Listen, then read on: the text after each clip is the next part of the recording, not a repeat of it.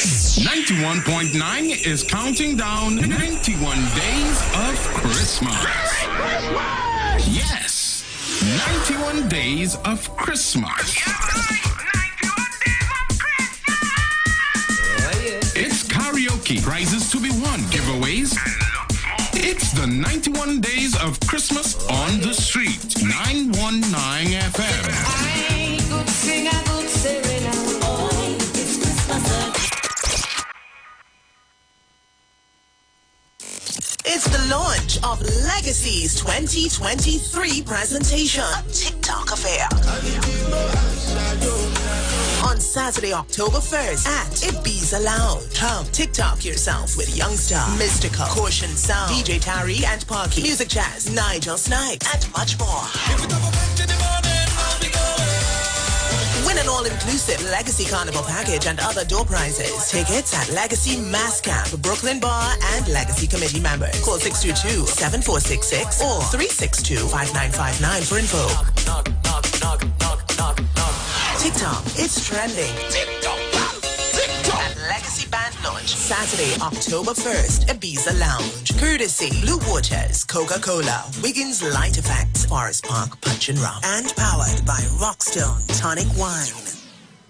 91.9 Bago Bashment presents on board the Embassy Tobago Carnival Boat Ride Week. Tobago Carnival Boat Ride Weekend. Boarding at the Pigeon Point Jetty. Kicking things off from the 24th to the 30th of October.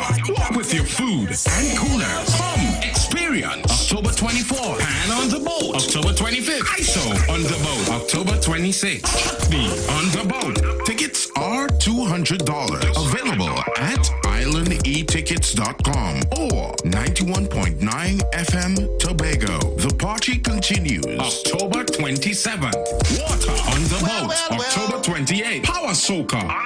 October 29th. Groovy on the boat. October 30th. Juve on the boat. Tickets are $200. Available at islandetickets.com or 91.9 FM Tobago. For tickets, call 814723-363-4030 or 368-1932 or check us out on Facebook at Embassy Cruises for bookings or email at embassycruises@gmail.com. Tobago Carnival Ride Weekend. Carnival Ride Weekend.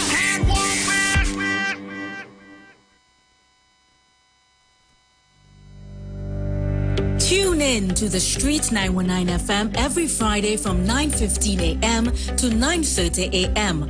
with Kingdom Health Services, situated at number 125 Eastern Main Road in Tunapuna. For the program, Health and Healing, merging the old with the new with Mr. Brent's Diet. For more information, call 318-7471 or 484-0141 or 360-4100. It's all about Kingdom Health Services on the Street 919 FM.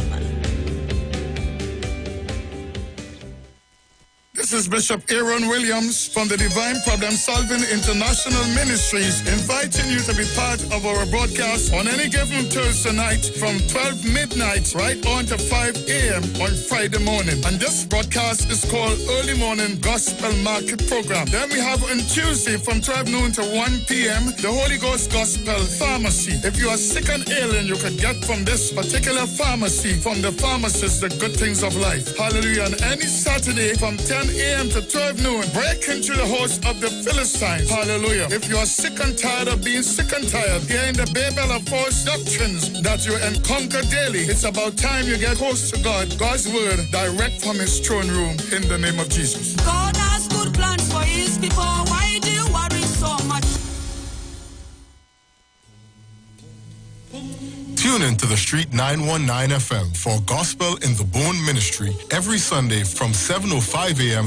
to 8:55 a.m. For the program, God's Last Warning Message. Hosea chapter 4 says, "Hear the word of the Lord, ye children of Israel. For the Lord hath a controversy with the inhabitants of the land, because there is no truth, nor mercy, nor knowledge of God in the land. By swearing and lying and killing and stealing and committing adultery, they break out, and blood toucheth blood." Remember, every Sunday from 7:05 a.m. to 8:55 a.m. for the program God's Last Warning Message with Gospel in the Bones Ministry, right here on the Street 919 FM.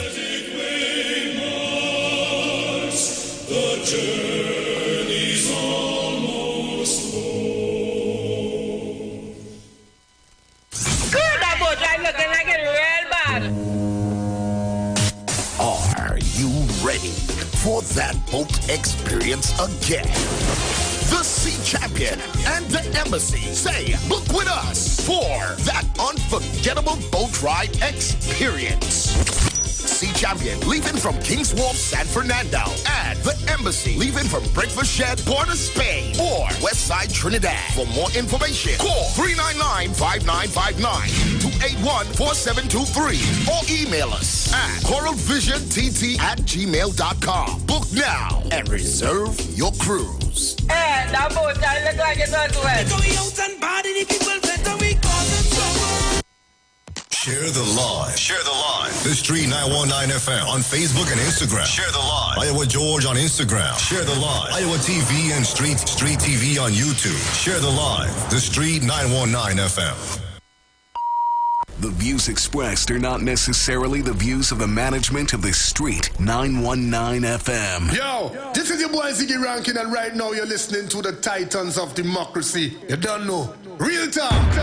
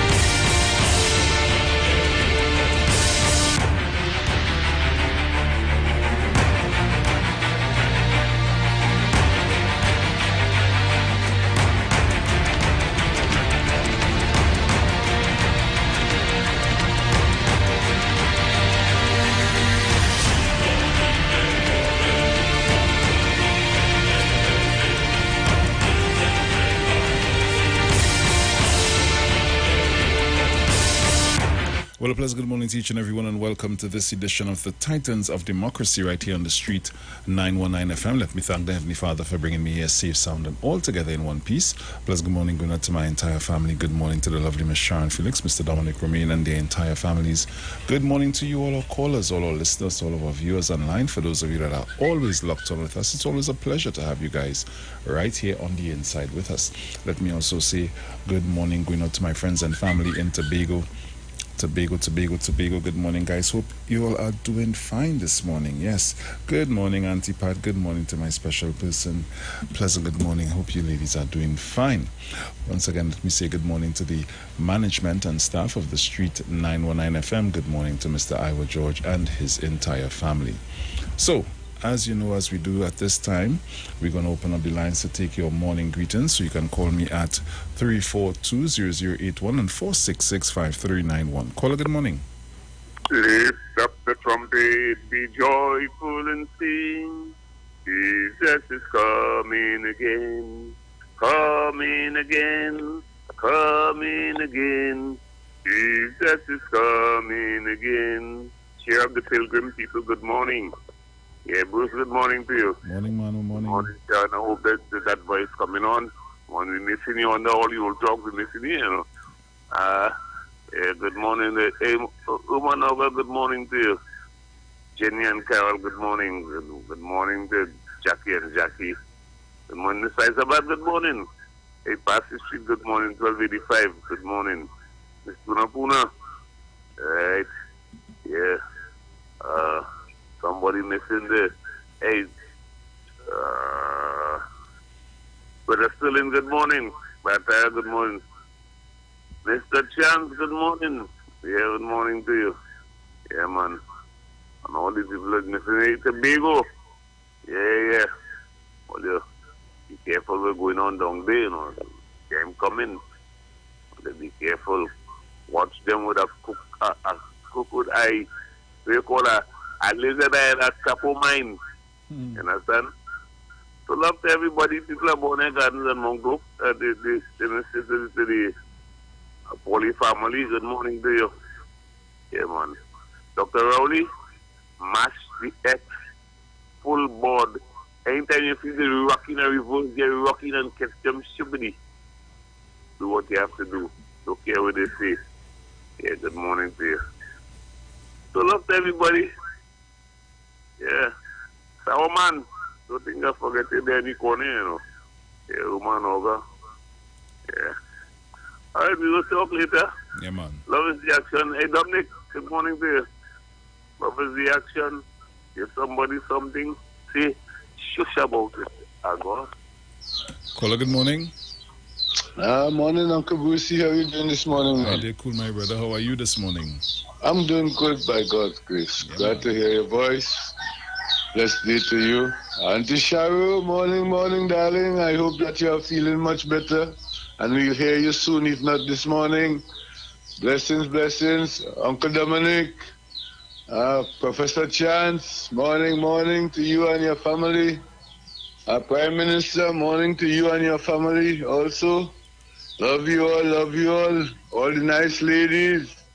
Love you all back 100 times. Love you. All the other Titans. Let me see. Brian, Rowley Jr., Sourman, Princess Tongue, Irie Village, Princess Tongue. I haven't heard you for a while. I hope all is well with you, man. Yeah, Mother Puna, well, I hear you every now and then, so I know God is working on you. Mr. Manu, the early bird, morning, glad to hear your voice again singing for us. You know, all of Trinidad and Tobago, love you all, young men. Get the act together, get your act together. Look for something to do and put down the guns, throw them in the sea, and don't go and look for them again. Morning. Blessings, love to Trinidad. Uncle Brucey, Oui. If the fire is hot, I'll put in a corn. If as a matter of fact, I have a breadfruit. All right, blessings.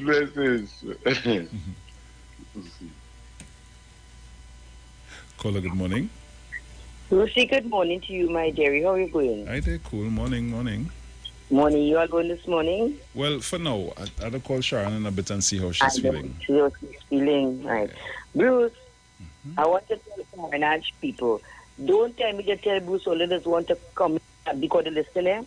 All of us want to call in and call us staying too long. Bruce, you know me, right? And I know the listening, right? You understand me, Bruce?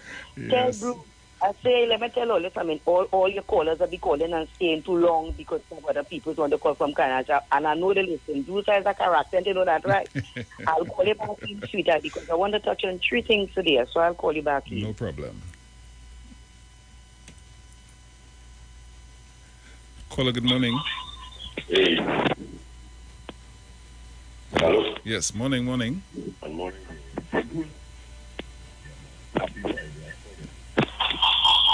Sorry, I thought I was not here. Yeah, morning to everybody. Good morning. This is the day that the Lord has made. This is the hour that the Lord has made. This is the minute. This is the thought. The Lord has made the day. So listen, people out there, think about how you want to feel. Don't think about how you're feeling. Come on, let's not touch. The volume coming and going. I know we're going on with the phone. Oh, God, sorry about it. And again, I'll echo there. Right, again, we're good now? Yeah, a little better. Much yeah, better. Man, yes. Like I say, everybody keep the positive vibes going. Hopefully, hear what I say, just how consciousness does control how you feel.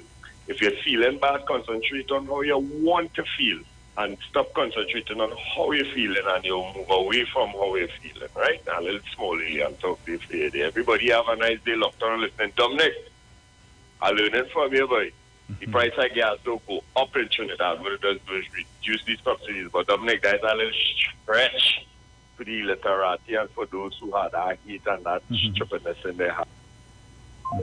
Hey, where you going? Caller, good morning.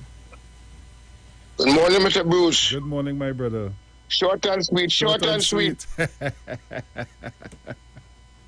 like that. Caller, good morning. Blessed morning to you, Bruce. Morning. Morning to Sharon. I hope everything is all right with the sister. Yes, I am. I'm waiting to hear what's going on, how she feeling this morning. God is the boss. He go handle she, man. You know where does go. Listen, morning to Mr. Chan, Sister Jenny, Brother Sterling. There's so much to call, and everybody had to get it. Mount St. George, I heard you. Mano, Shak lady. As I say, so much to call. And morning, blessed morning to the Titans. Locked on as usual, my brother. You have a safe and blessed day. Mommy, you're so right. I'm God King. Yeah, man.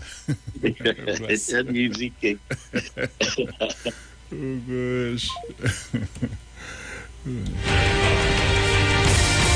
342-0081 and 4665391. Caller, good morning. Hi, morning to you, Bruce, to all the callers, listeners, online viewers. Have a great day. You too, and Angie. A wonderful weekend. Yes. You too, my dear.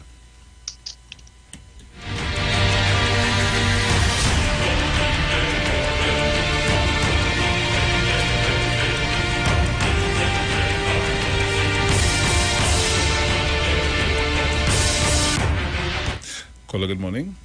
Uncle boosting me again. Mommy, don't vex with me. I just called it. How could I forget my Tobago crew? Uncle Boosty, I believe, are traveling on the bus, and I seen a lot of ladies shouting me out, man. They say, this is Mr. Mountain George.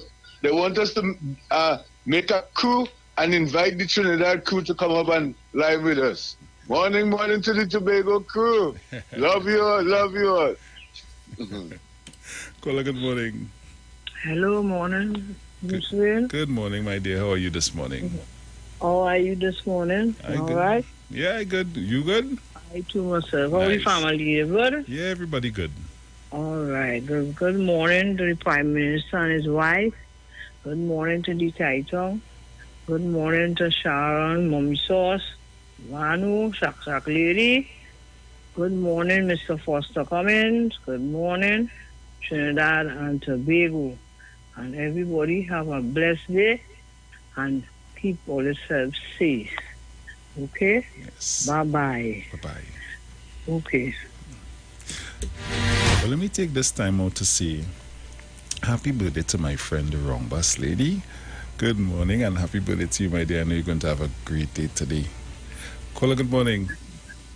Pleasant. Good morning to you, boss, real master of music. Good morning, my dear. How are you this morning? Not too bad at all. I'm in a happy mood and a glorious mood. I thank God for waking me up this morning, for seeing the light of day. Nice. Oh, yeah. I want to say a pleasant and blessed good morning to my breath of fresh air, Sharon Felix, to Angie, to Mr. Chance, our male guru, to Jenny, our female guru. To, look, it's too many names to call it. The whole of Tobago clip, all of Trinidad, Tobago, everybody, international, national, everybody.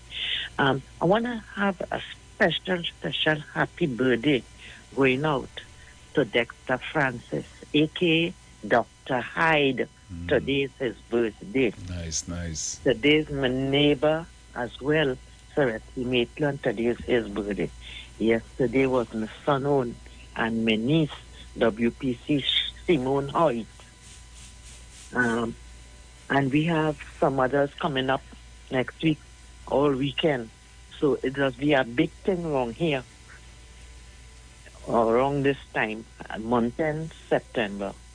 But due to COVID for the past 2 years, that they didn't have anything. Just Dr. Hyde does just play his music and everything does be all right. But I want to say a blessed day and hope they have many, many more happy birthdays and years ahead. And blessings to each and every one, and have a blessed day and a glorious weekend. Boss Wayne, you be safe, you and your family. Hug and kisses to mom, dad, and all those children. Yes. Have a blessed one, sweetheart. Love you. Love you too, my dear. Take care.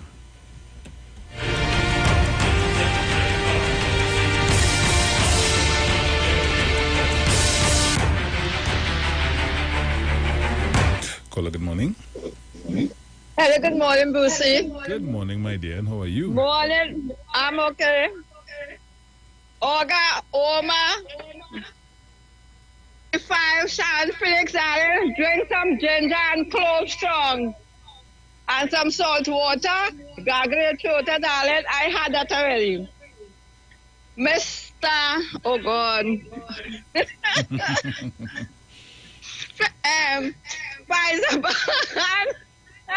Pfizer, everybody, and Mr. Malcolm, love you all. Bye. Lucy, love you, darling. Love you too, oh, darling. God, I can't remember everything. Bye-bye. Love you. Oh, gosh. Caller, good morning. Oh, bless Mr. Bruce Wayne and your family this morning. Praise the Lord having us again once more in Jesus' name and having us our life to see another day. Blessed love to Messiah, George and his family is most important thing.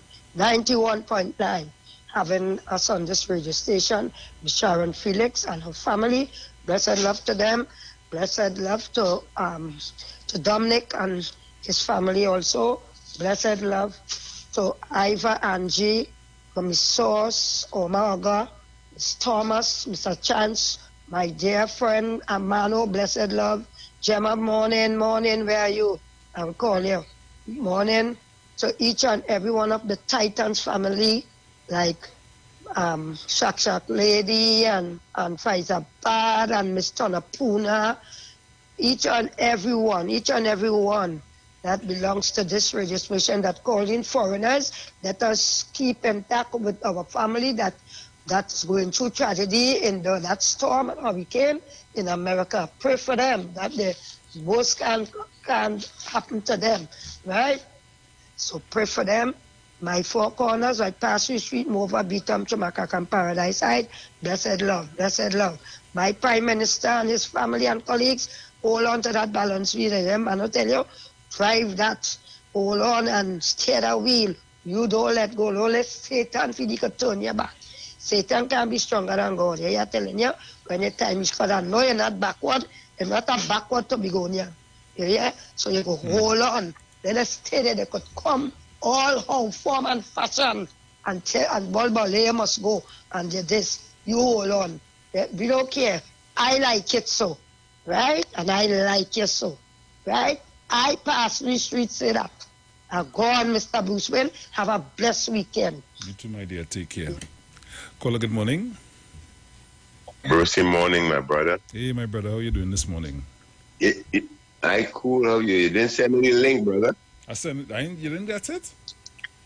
No. Nah, man. Make sure. Let me see what's going on there. Checking it one time. Yeah, I ain't get my. I didn't hear Precious on Local Friday yesterday.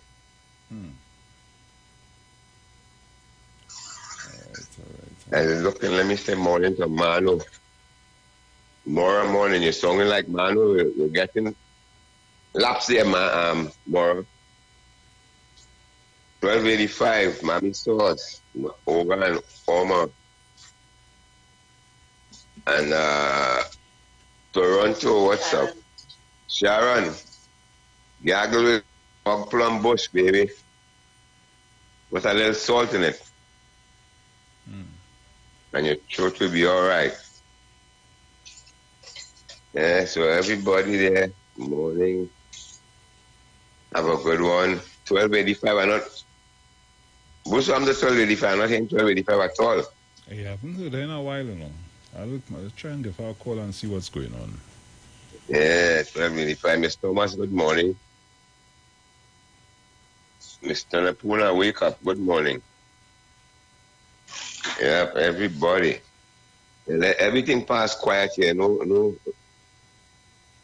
heavy storm out in Fort Lauderdale. We had it quiet here. Just wind and rain.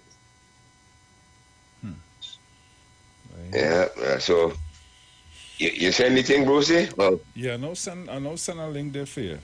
You could check. All right, man. So it's sent, but what happened is I don't know how it didn't go through to you. So I'm now checking back here. It was sent, but I don't know why it wasn't going through. Right.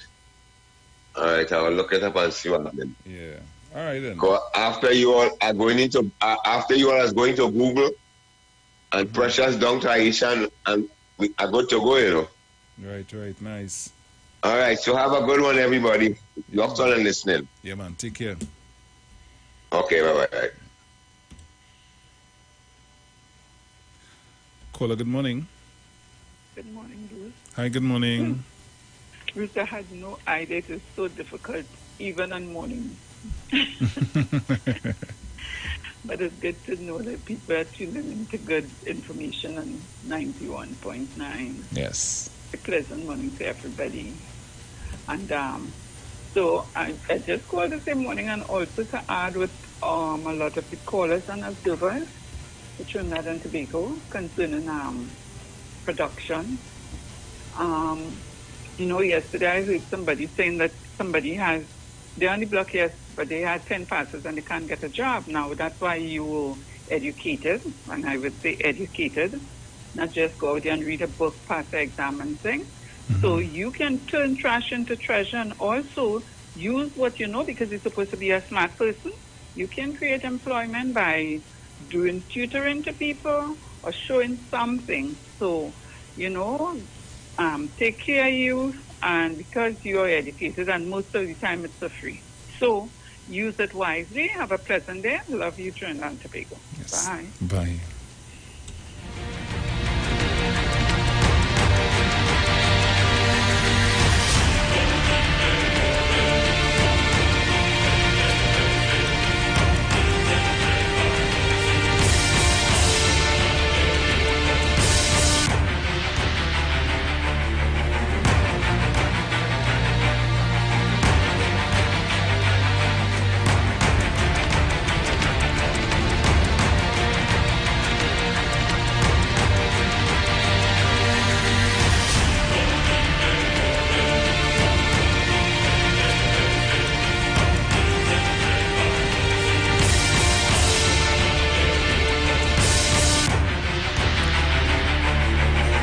So, guys, Sharon will not be in with us this morning. We're going to give her that time, to or should I say, to recover, to get that voice back up.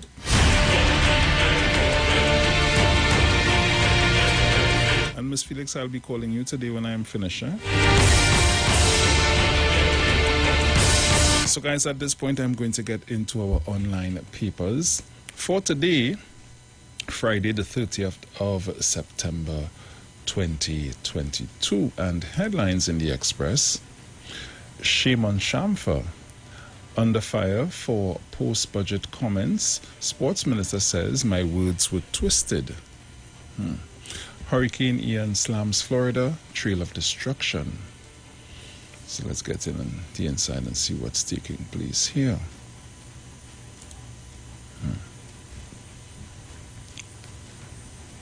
Right. Kudrow accuses Express of twisting her words. Sport and Community Development Minister Shamfa Kudrow yesterday accused the Express of twisting what she said at the opening of the $18 million Tagarigua Community Center.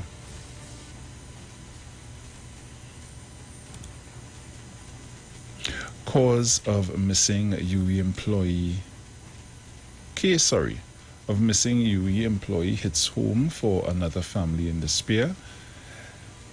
It is challenging to live with uncertainty, and every new missing person report impacts family members and friends still searching for their loved ones. Opposition leaders' budget reply today. Opposition leader Kamla Prasad-Bissessar will deliver her reply to the 2022-23 budget at 10 a.m. today in the House of Representatives. PCA probes if boy hit by police bullet. The Police Complaints Authority PCA has launched an investigation to determine whether the 9-year-old boy injured in last Monday's deadly Pennywise Plaza heist. Hold on.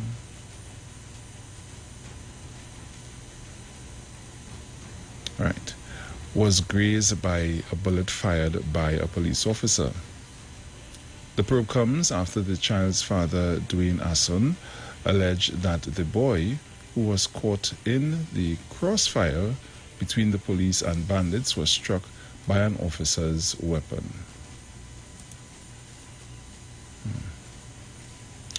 Agriculture sector snubbed again. Another year, another budget in which the agriculture sector was snubbed. Businesses must take lead in agriculture.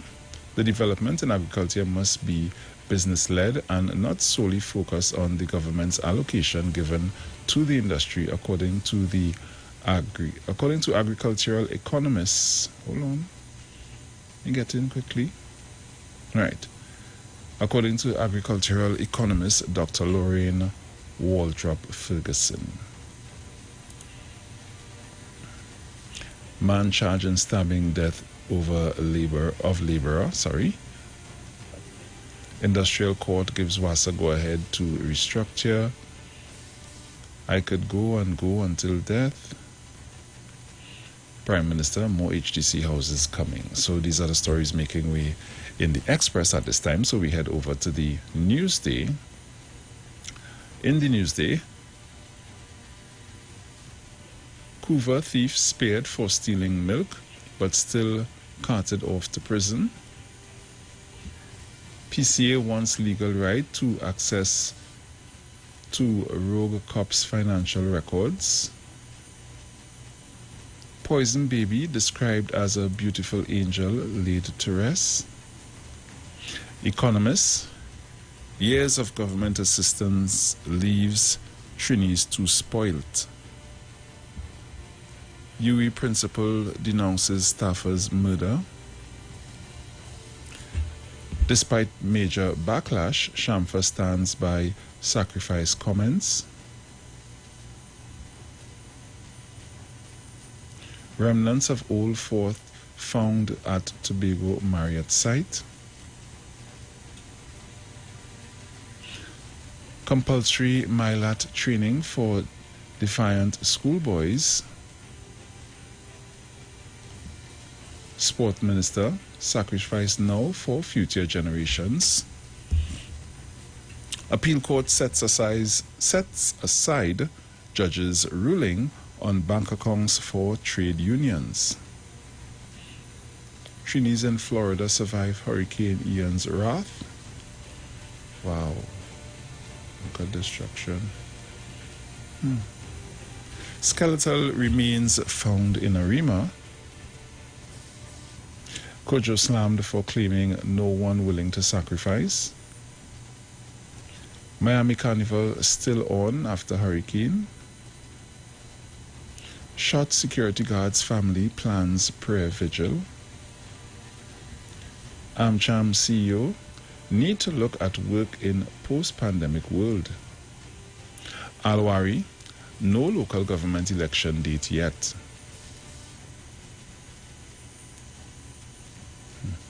Family, baby Celine was loved by her dad, not abandoned. Venezuelan fined $4,000 for driving without license and insurance. Alwari Sinanan upbeat about San Fernando infrastructure projects.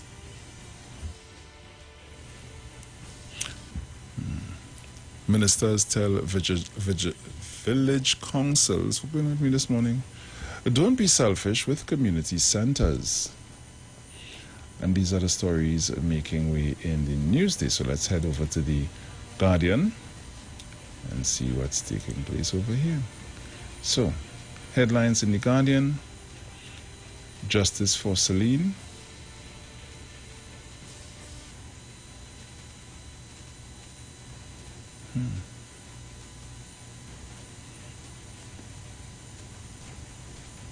Poison baby laid to rest. The harrowing last moments of baby Celine Ramsrup's life after she was fed poison by a female relative tugged at the hearts of mourners yesterday as her great-aunt vehemently denied she was abandoned by her father Sunil Ramlal.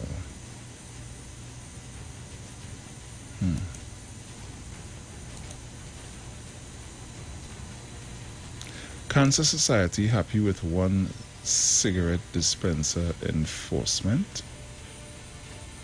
The Trinidad and Tobago Cancer Society, TTCS, is in full support of the enforcement of a tobacco law which is now enforcing retail outlets to limit the display of cigarettes to one dispenser only.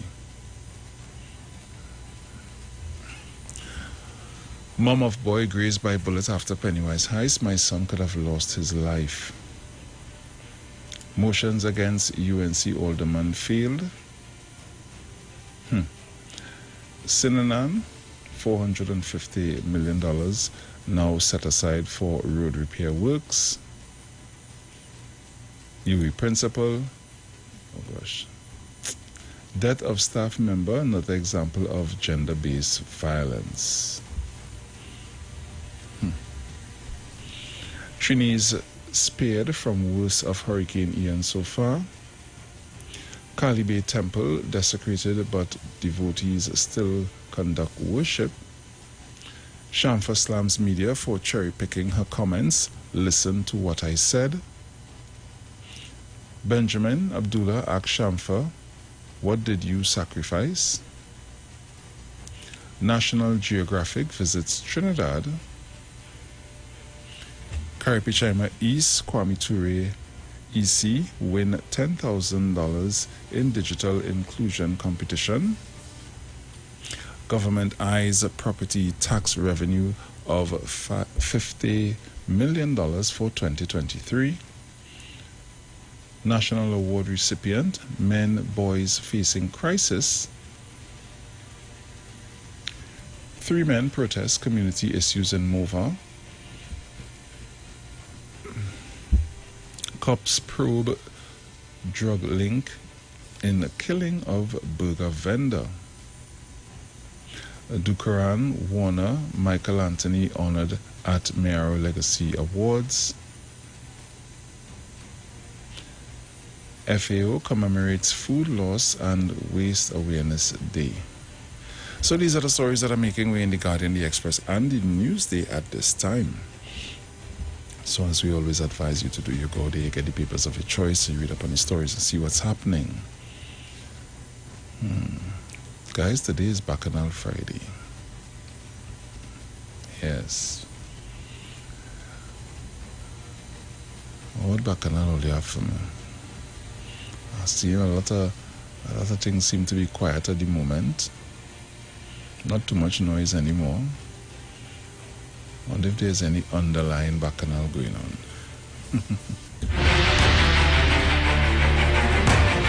So at this time I can open up the lines for you. You could call me at 342-0081 and 466-5391.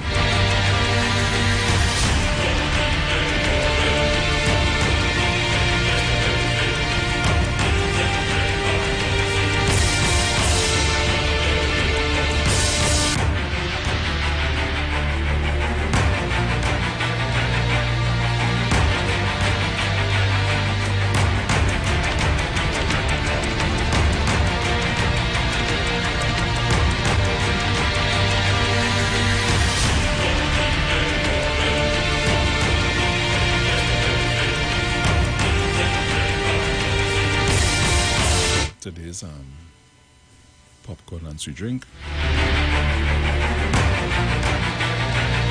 or sweet bread and moby. Call me up, guys, 342-0081 and 466-5391, or just play some music. Take off the live and play some music, hey. And if I take off the live, all the old guy vexed with me. You're locked onto the street 919 FM. This is your Titans of Democracy.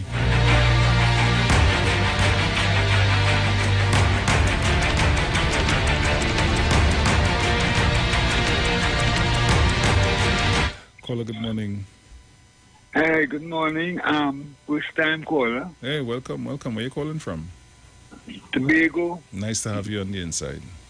Yeah, you know, just to be listening to the program and just here sitting down and telling the people to call you up. Well, you know, my topic would be concerning the boat price now. The rise in the price. Yeah. Right. And you know, when people have agendas, you know what I mean? They seem to jump on any bandwagon to achieve it. You understand?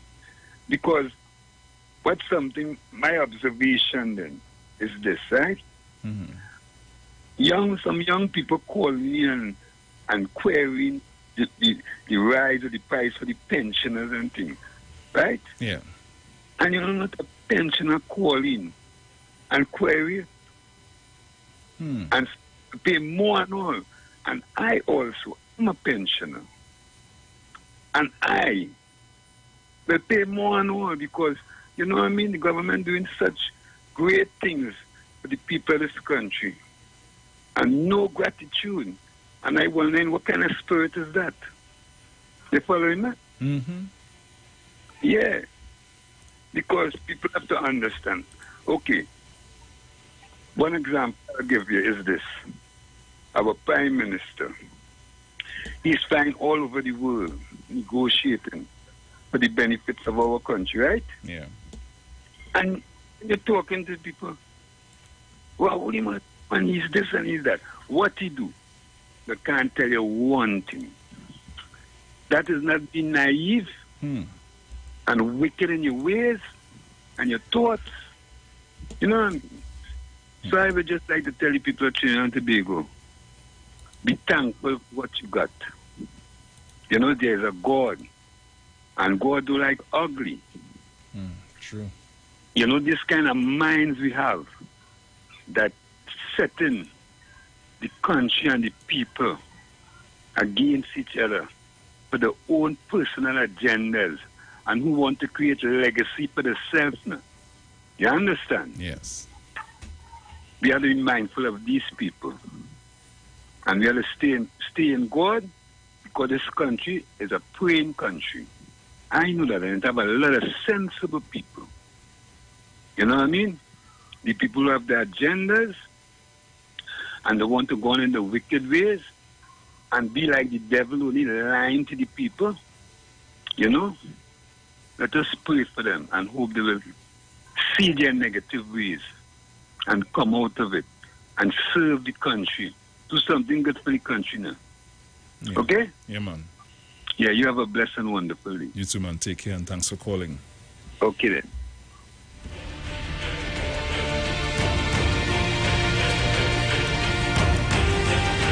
Caller, good morning. Hi, morning, Brucey. Morning to you. Morning. Sharon. Mr. Chance, Angie, my partner from Barataria, and all the listeners, Brucey. And to just continue on the previous caller's contribution, I'm sticking to the point that whilst people not paying attention to happening all over the world, with respect to what we get our revenue from, gas and oil and so on, and they're not seeing whether or not revenue could be consistent and to maintain. I keep saying that Trinis, and I'm including some Tobagonians, are very disingenuous, ungrateful, and I am glad that Dr. Rowley and Mr.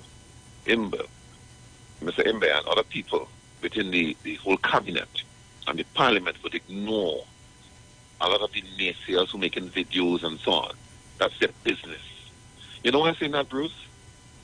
You notice, when you think about pensioners, a man will live his life.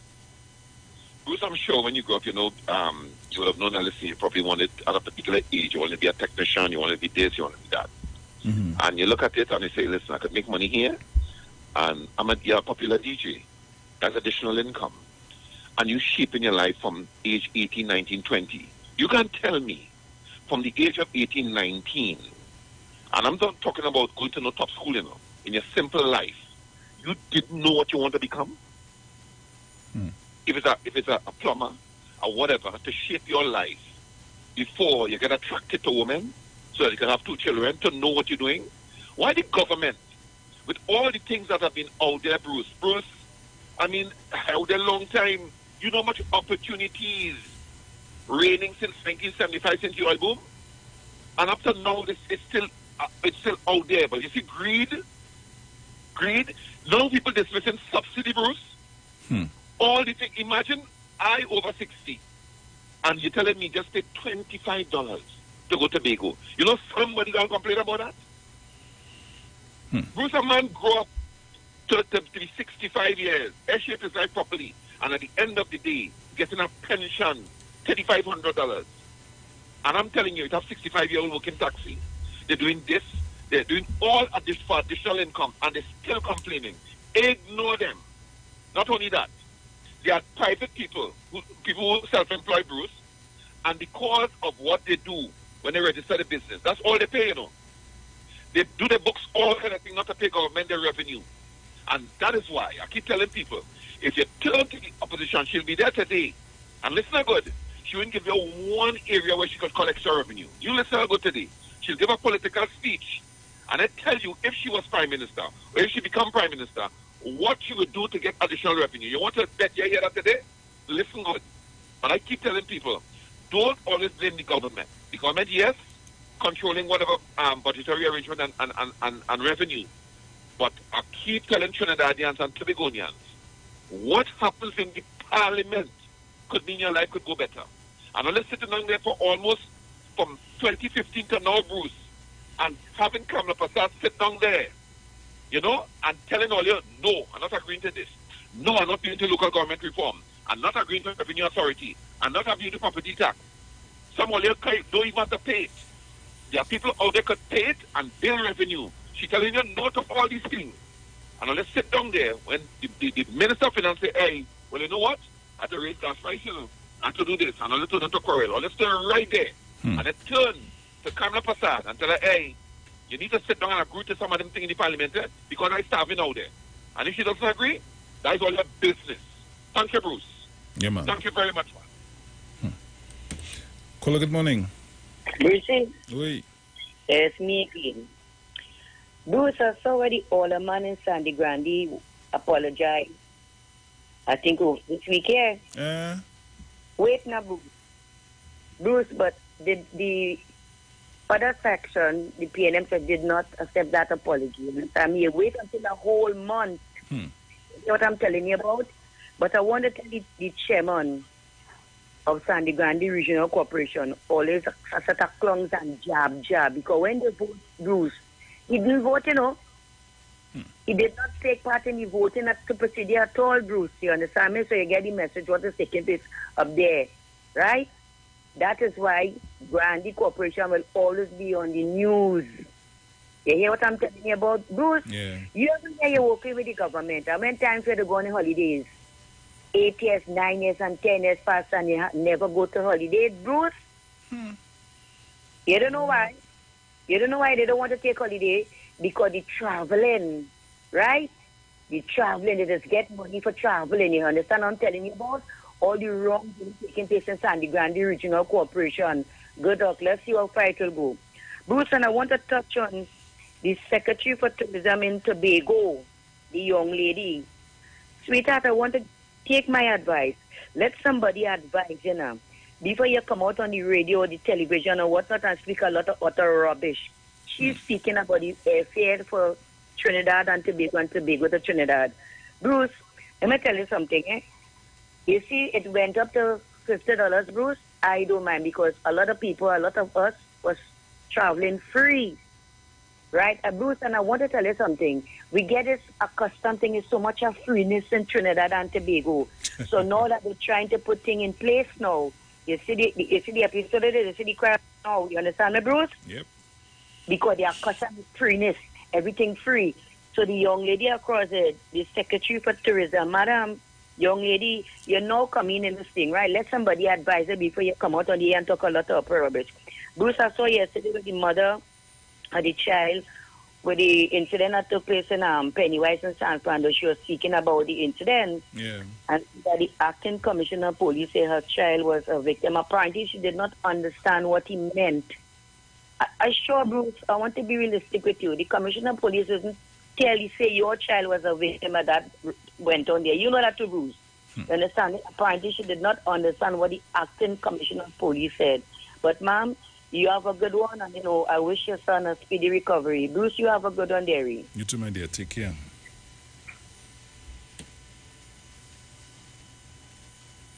Caller, good morning. Morning, Bruce. Morning. Morning. Bruce, listen up. I want people to understand something. So we're having a march today.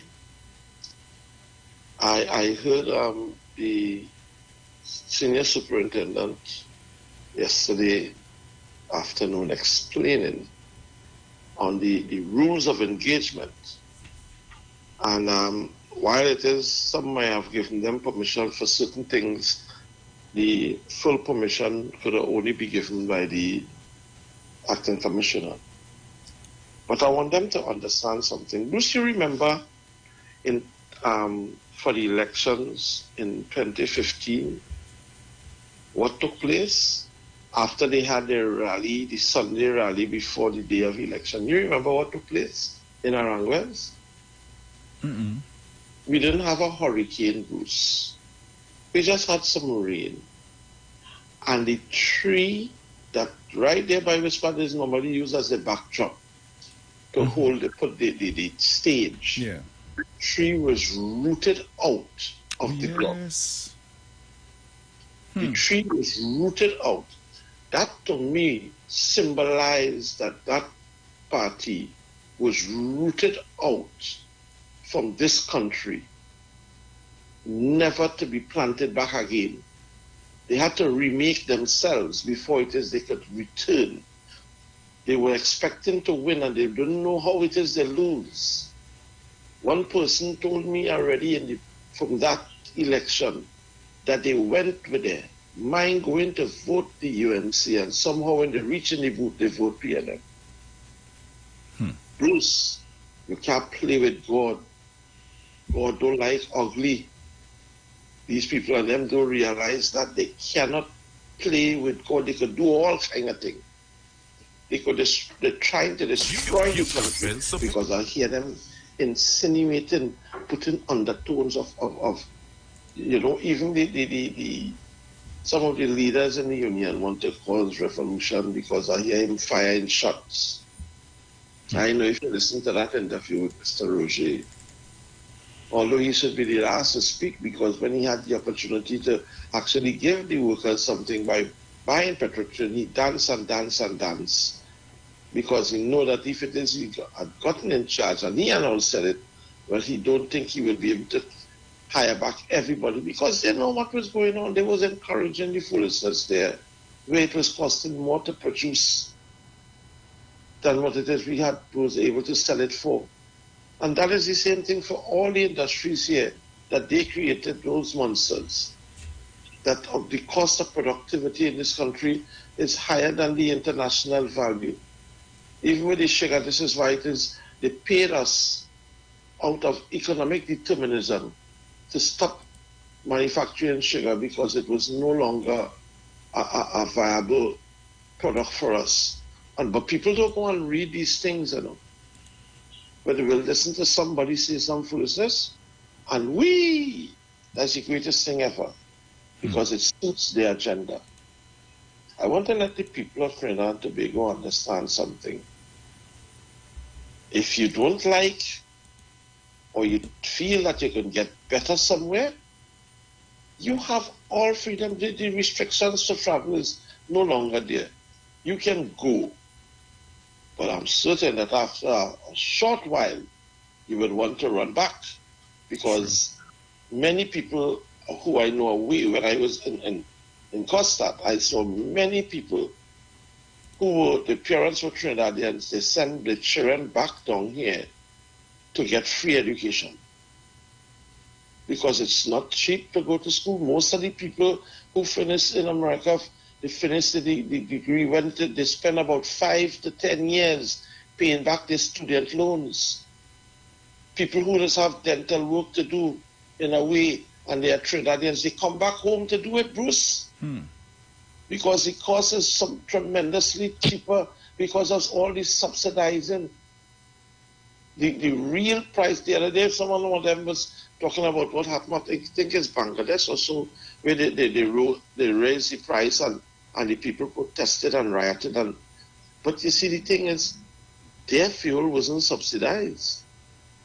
So when it raised, it really raised. Yeah. And it was above the global costing. You know, but what my advice, while Ms.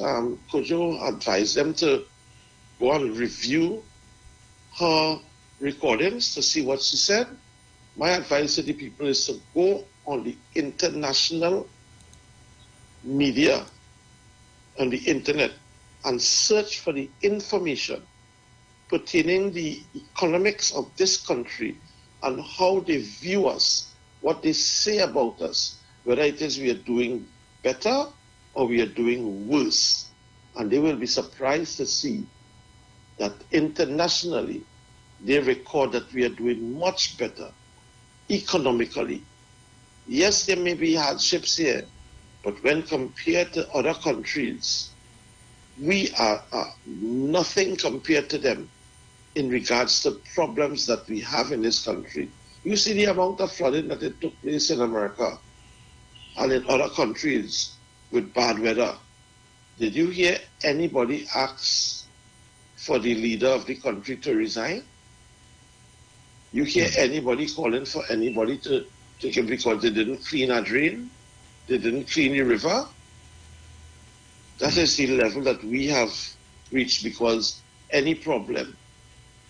Now, if it is the people are doing rubbish, I agree, I have no problem.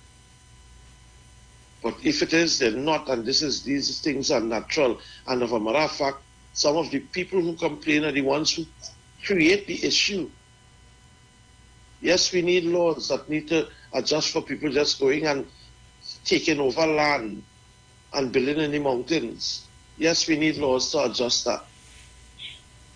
But at the end of the day, it's the people hurting the people, because it's the people that throw the fridge and the TV and the stove in the canals and the rivers. It's the people that throw the construction equipment, all the bamboo and thing in the river to block up under the bridges that just cause mass flooding.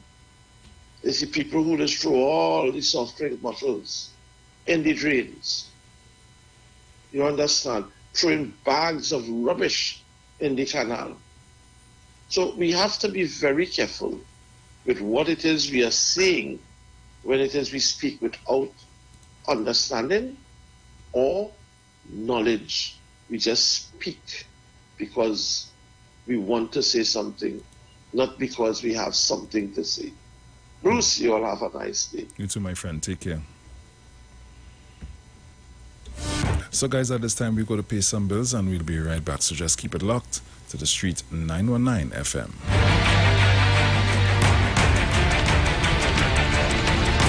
You've got bills to pay, and so do we. Let's go pay some bills on the Street 919 FM.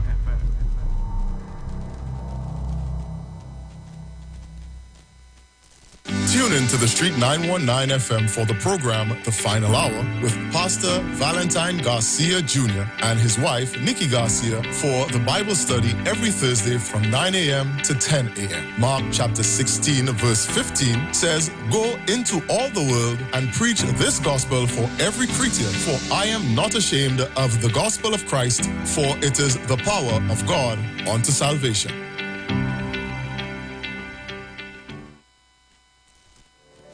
Turn your lights down low and listen to the Master's radio. Get in touch with God. Turn your radio on. You are invited to join Pastors Morris and Agnes Johnson of the Church of the Firstborn Assembly Miracle Center, located at number 399 Eastern Main Road, Guayco in Sangre Grande, for the Old Time Gospel Hour Family Radio Ministry every Sunday from 1 p.m. to 6 p.m., to the Children's Hour Worship Ministry of the Word and the Family Forum every Tuesday from 9 a.m. to 10 a.m., The Law and You, and every Friday evening from 9 p.m. to 5 a.m. All Night Prayer Live, designed with you in mind. This program deals with today's issues from a biblical perspective. You will also be given the opportunity to call in and interact with us. Micah 6:8 says, "He hath showed thee, O man, what is good, and what doeth the Lord require of thee, but to do justly and to love mercy and walk humbly with thy God." Your financial support through the First Citizens Bank will be greatly appreciated. Account number 795222. For further information, call 753-1113 or email us at church668hope@gmail.com.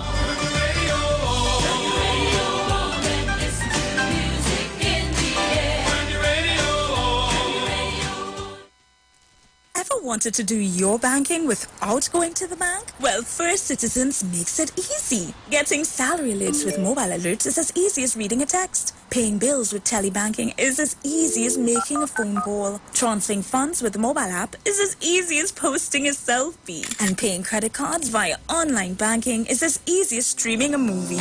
First Citizens Easy Banking makes your everyday banking so much easier. Visit firstcitizensgroup.com for more information. First Citizens, we put you first.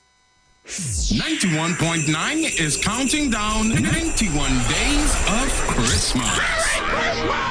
Yes, 91 days of Christmas. It's karaoke, prizes to be won, giveaways. It's the 91 days of Christmas on the Street. 919 FM.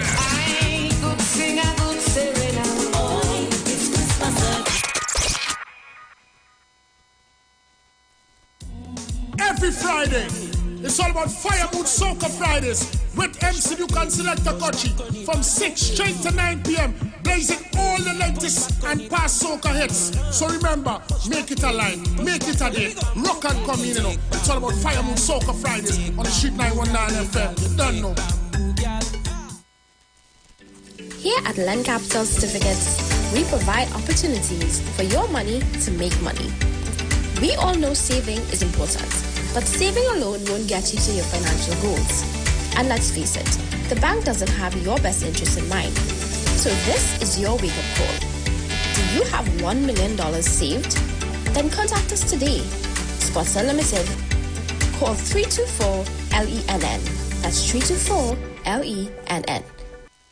If you're experiencing pain, constipation, headaches, poor blood circulation, high or low blood pressure, diabetes, cancer, swollen or darkened feet, come visit us at Health and Wealth Lifestyle, located at 73 Eastern Main Road, Barataria, opposite Eastern Credit Union. We at Health and Wealth Lifestyle offer a wide range of services. Come and experience our new 3D analyzer, which allows you to have a look inside your body. We also provide live blood analysis, iridology, ionic foot detox with foot soak and foot massage, aquatherapy, full body massage, and organic supplements on sale such as nanosil. The scripture says, and they that shall be of thee shall build the old waste places. Thou shalt raise up the foundation of many generations, and thou shalt be called the repairers of the breach, the restorers of the paths to dwell in. Don't miss it. Repairing the Breach Radio program with Bishop Sherwin R. Thomas on the Street 919 FM every Sunday from 10:05 a.m. to 11 a.m.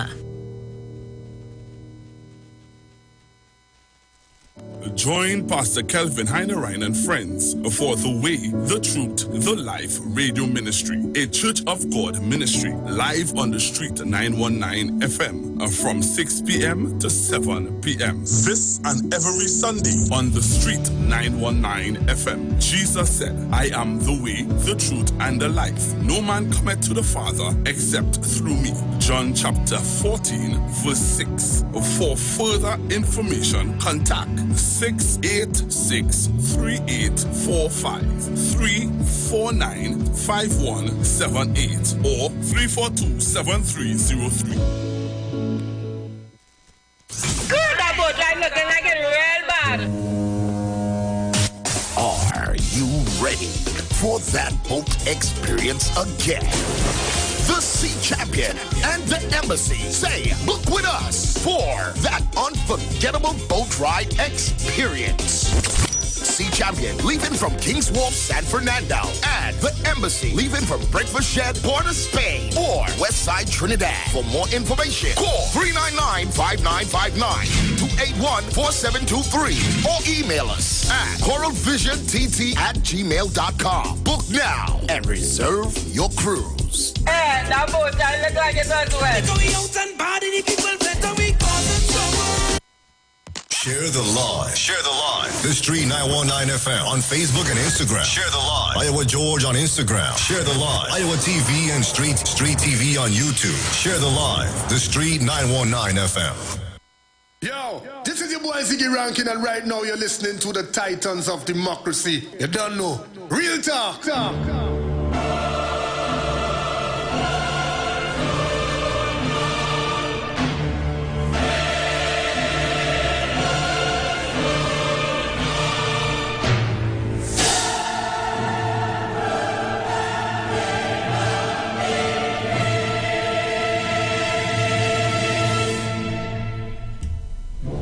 So welcome back.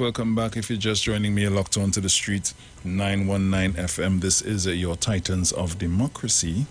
I have a little surprise for you, but in just a little bit. So guys, the lines are open, but before I do that, hold on.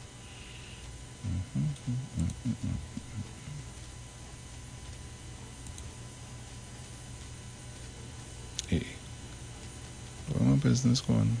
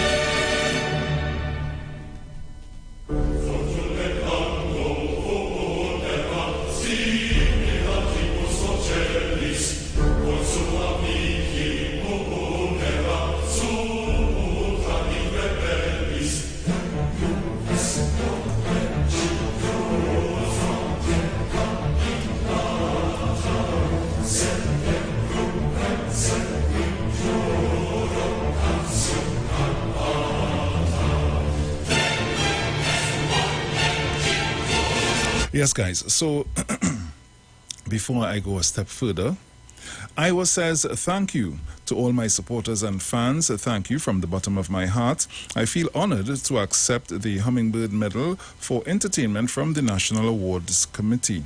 In addition, I would like to recognize the support of the following international entities and persons who have given me the opportunity to continuously promote the Trinbago culture and perform in their jurisdiction without hesitation.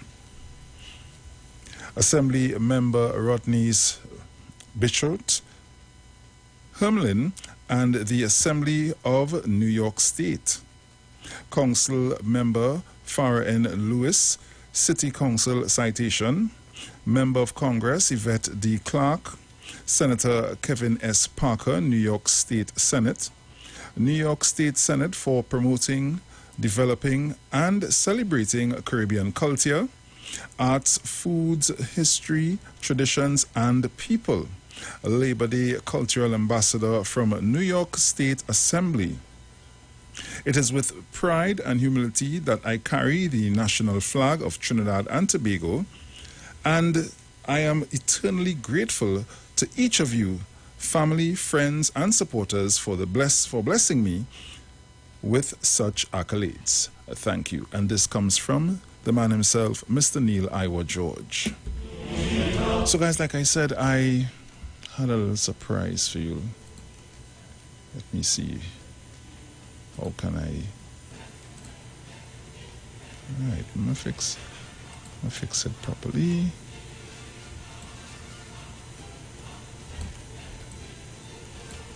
Nice. Right, so let me take the time out to say good morning to Mr. Dominic Romain. Morning, sir. Morning. How are you today, my friend? I am good. I hear, but I'm not here.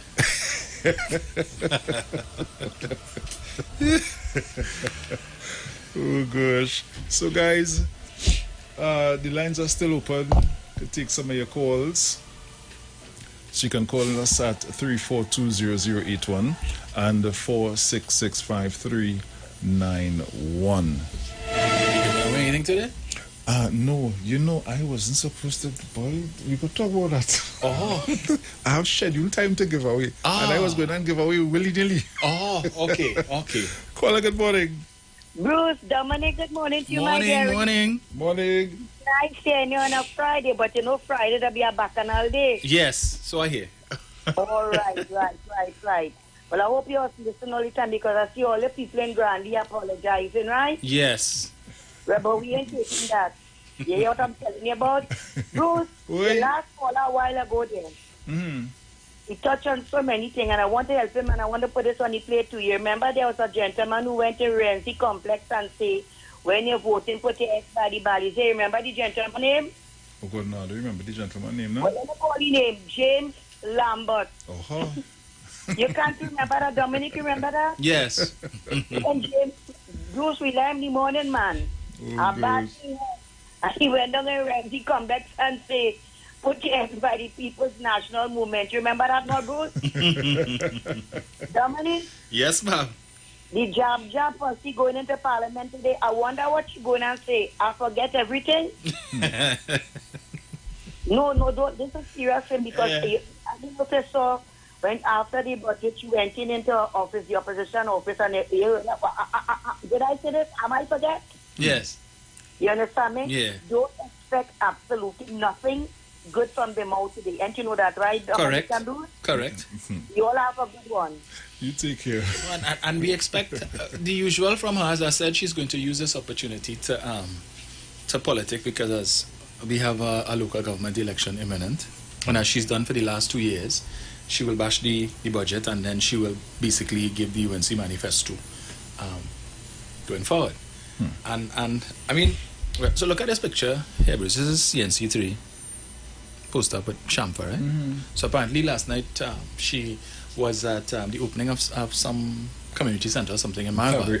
Oh, she was at Marva? I think so. Well, she was the Tagri was the day before, something like that, right? Yes, yes. So take note of how many community centers are opening and so on. I think we discussed that another time.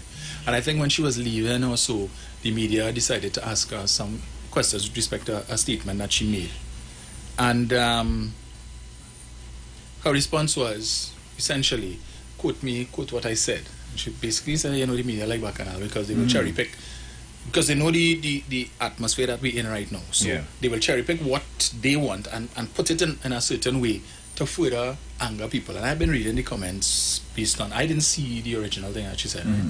I've been reading the comments, and I mean, the nastiest of things people have been saying about Champa, calling her all kind of names and whatnot, and she out of touch, and they talk about the Roman bill and all kind of anything that they could have talked about, they didn't say, they forget. Right? And again, and I always say, we don't have journalists in this country, we have bacchanalists posing as journalists. So, and the point that she was making, where she said that we need to make sacrifices. And the way this whole thing has blown up reminds me of, I think it was it earlier this year or last year, I think it was when Donna Cox made the statement about, those in need and those in greed. Oh yes, that was last year. Yeah, and they raked Donna Cox over the coals without studying exactly what she said and what she meant. That yes, there are persons who are in need, genuinely in need, and then there are those in greed who don't really need the help, but because an opportunity has presented itself, well, I'm going to capitalize on it. So the government given salary relief grant, income support grant, well, let me see how I could get it. Right? We know the rental assistance grant, they're making their money because some of them public servants, their salary wasn't affected, so they're still making their salary to pay the rent. But hey, the government gave money. Let me see if I could do a thing and get through. You have people vexed when they talk about that. Yeah, and we heard reports of how many people applied for the salary relief, the income support grant, got both grants, right? When they were only supposed to get one. And when it is that the minister talk about, so what? I'm for that. If it is people get 2 sets of grant, people suffer anything hard, right? And the point Champa is making here is that we need to pull our weight.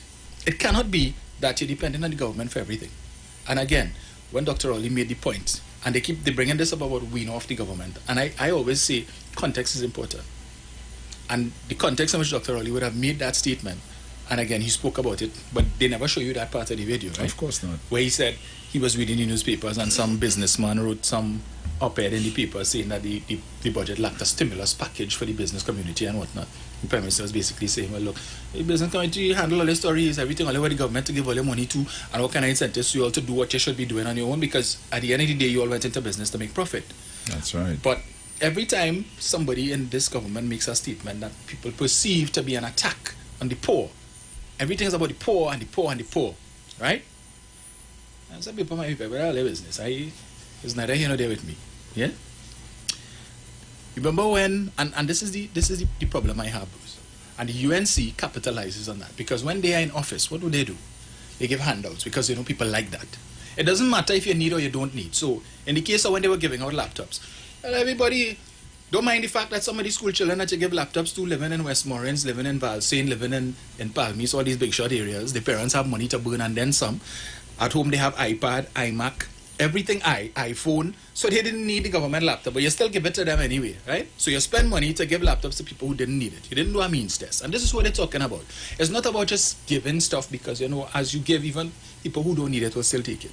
Of course. Yeah. That's the mentality in Trinidad. And the UNC has been able to capitalize on that. And it's always the PNM that has to come in and make the tough decisions. So as they say, good economics equates to bad politics. So when you have to make the tough economic decisions that could affect you politically at the polls, it's always the PNM does it. And as I will deal with on Sunday, the issues of how the UNC's policy when they were in office 2010 to 2015 was to kick the can down the road, notwithstanding the fact that they knew what needed to be done to fix the problem. And all the billions that they spent on the subsidies. Why? Because we know we could curry favor with the people. It didn't help them because they still lost the election. And, I was coming on this morning and listening. And I remembered when, I think it was in 2020, when Wausau went on the disconnection drive, right? Because the authority is in debt, billions of dollars in debt. People supposed to be, and the authority expects to get money from people paying their bills. Right. They ain't paying their bill. Some people, it's quarterly $108. They ain't paying that. For months, they ain't paying it. For years, they ain't paying it, right? You ever hear T&Tech say they have problems collecting from customers? Where? You see, they make it sure they pay the T&Tech bill. Because every time you see a guy has a bill and said you for disconnection and you ain't pay, and you come home at night and they click nothing, and you go to the back of the house and you see the red tag, you know what went on. They make a joke with that. So they pay TNT. You ever hear TSTT complaining? No. You see, when they try to make a call and they get that message, I'm sorry, due to an outstanding balance of the previous bill, you're not able to make calls at this time. They go and pay the bill, right? You ever hear Flow complaining? No, because they have efficient mechanisms in place to disconnect when you pay. WASA is a little different because they have to come now and dig and find the stopcock and whatnot and all of that. So people take advantage of that. When WASA decide enough is enough, we need the money and we go in and disconnect people. People went and find the money and line up to pay though. UNC jump out, what? The government too wicked. Rowley wicked, is COVID time. And they suffering people have money and who lost their work and people pay cut and now they want to come and disconnect. What happened? WASA pull back. And the UNC clap and they figure, hey, yes, we help the poor people. No, you didn't help them.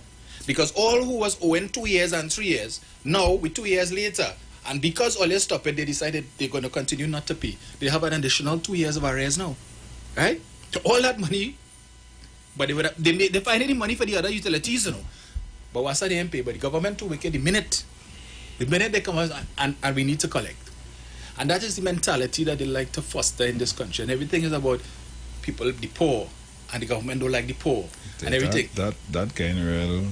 Bruce, it is sickening because what they fail to understand is that when you advocate this kind of thing and you have a government that supports that type of policy, then all you're doing is making the poor comfortable, you know. You're not giving them that incentive to come out of poverty. And which is what Dr. Rowley had said, which they always misquote, where he said the rich must get richer, but they never mentioned the fact that he didn't say the rich must get richer. He said there is nothing wrong with the rich getting richer, but the poor must come out of poverty. That is what he said. They don't ever talk about that. Of course not. No. Because they didn't hear that. That's like you're arguing with somebody and you know they hear every other word. Yes. Yeah. Yeah. Them just looking for things to fuel that fire. They didn't want to hear everything. No. So when it is that you advocating for baby grant, this grant, that grant, subsidies, how the poor supposed to come out of poverty?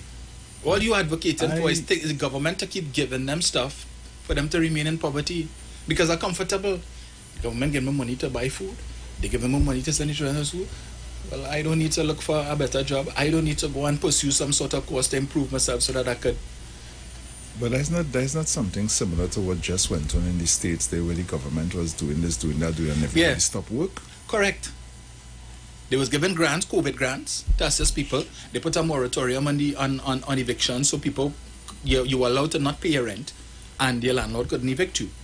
They were thinking, the landlord running a business, he dependent on this monthly rent to pay his mortgage and other bills. But the government puts a moratorium in place that say you don't have to pay your mortgage, you don't have to pay your rent, and the landlord can't put you out.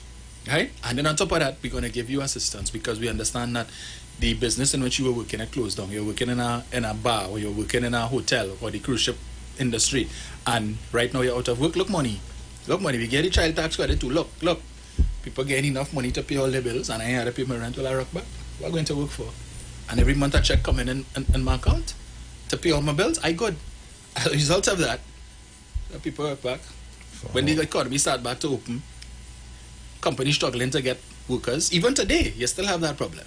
Yeah, they still have up signs when you go to Sawgrass Bowl and stuff. It stores offering all kind of sign-on bonus, $2,500 if you sign on for a permanent job, and $1,500 if you come part-time and all that. They have to offer you, bribe you, to come and work for them. Right? Now, the unfortunate reality here is, and again, I hold on brief for Shamfa, but common sense is common sense. Listen, try and understand exactly what the point that she's making, because here what we have a lot of people in Trinidad. When I want baby grant to buy milk and Pampers for the child. When the child starts to go to school, right, free education from nursery to tertiary. So they go into the early childhood care center, the government must pay for that. They go into primary school, the government must, I want a uniform grant, I want a book grant. School feeding, so you must give them breakfast and lunch. You must give me a food card so I could buy food to give them dinner. The government must pay for transportation, whether it is a yellow bus or you're giving them bus tickets. So you as a parent, you have nothing to do. Your only responsibility is to have a good time making the child, and from the time the child born, they become a ward of the state. So the government must pay everything from the time they're born until they finish tertiary education. And then they go to study tertiary studies, and guess what happened? They start a course, and after 1 year, they decide, me want to do this again, huh? let me try something else. So all the money that the state paid for you to do this 1 year of study going down the drain, nothing come out of that. And then you jump on the next course and, yeah, you like this, nah? Don't take a year off. I don't know if you know or if you would remember, but when I was in primary school, we used to get an envelope. Yeah. Take that home to your parents. It was a grant. Right. Right? I can't remember how much. I think it was $100. It wasn't much at that time. But Right. I mean, at that time, It could as well $100 would have done something. Yes. And I remember when that was no more. And I remember I telling Mom, I say, Mom, we ain't getting no more grant. I ain't seen, so give you no envelope to bring them for you. Yeah. And she just say, boy, don't worry yourself about that. That was Mom's favorite line. Right. Don't worry yourself about that. Say, okay, no problem. But I remember hearing people complain about it. I mean, at that time, I in primary school, me studying no politics. Yeah. But I remember hearing people complaining about it when you're traveling and staying in the bus and hearing people talking about, oh, they take away the grant. And then at one time I hear, they take away with cola. And I didn't know what the that 10% meant. cut, I think there was a calypso with that. Right. Yeah. I didn't know what them thing mean. Right.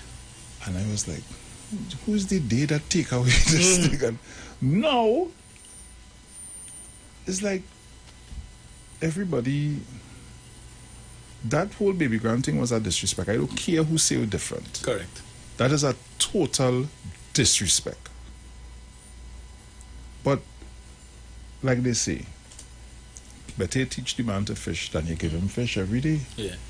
And you know, the thing that irks me too, right? The people who continue to advocate and talking about things was better under Kamala and under Rowley's oppression and all kind of thing. And they like to talk about this baby grant. They don't realize, as you said, it was a disrespect. You know why? Because now, when you talk about the baby grant, and if you condemn it on Facebook as a comment, you would have UNC people who would jump on and say, well, the people who was benefiting from it was PNM people anyway.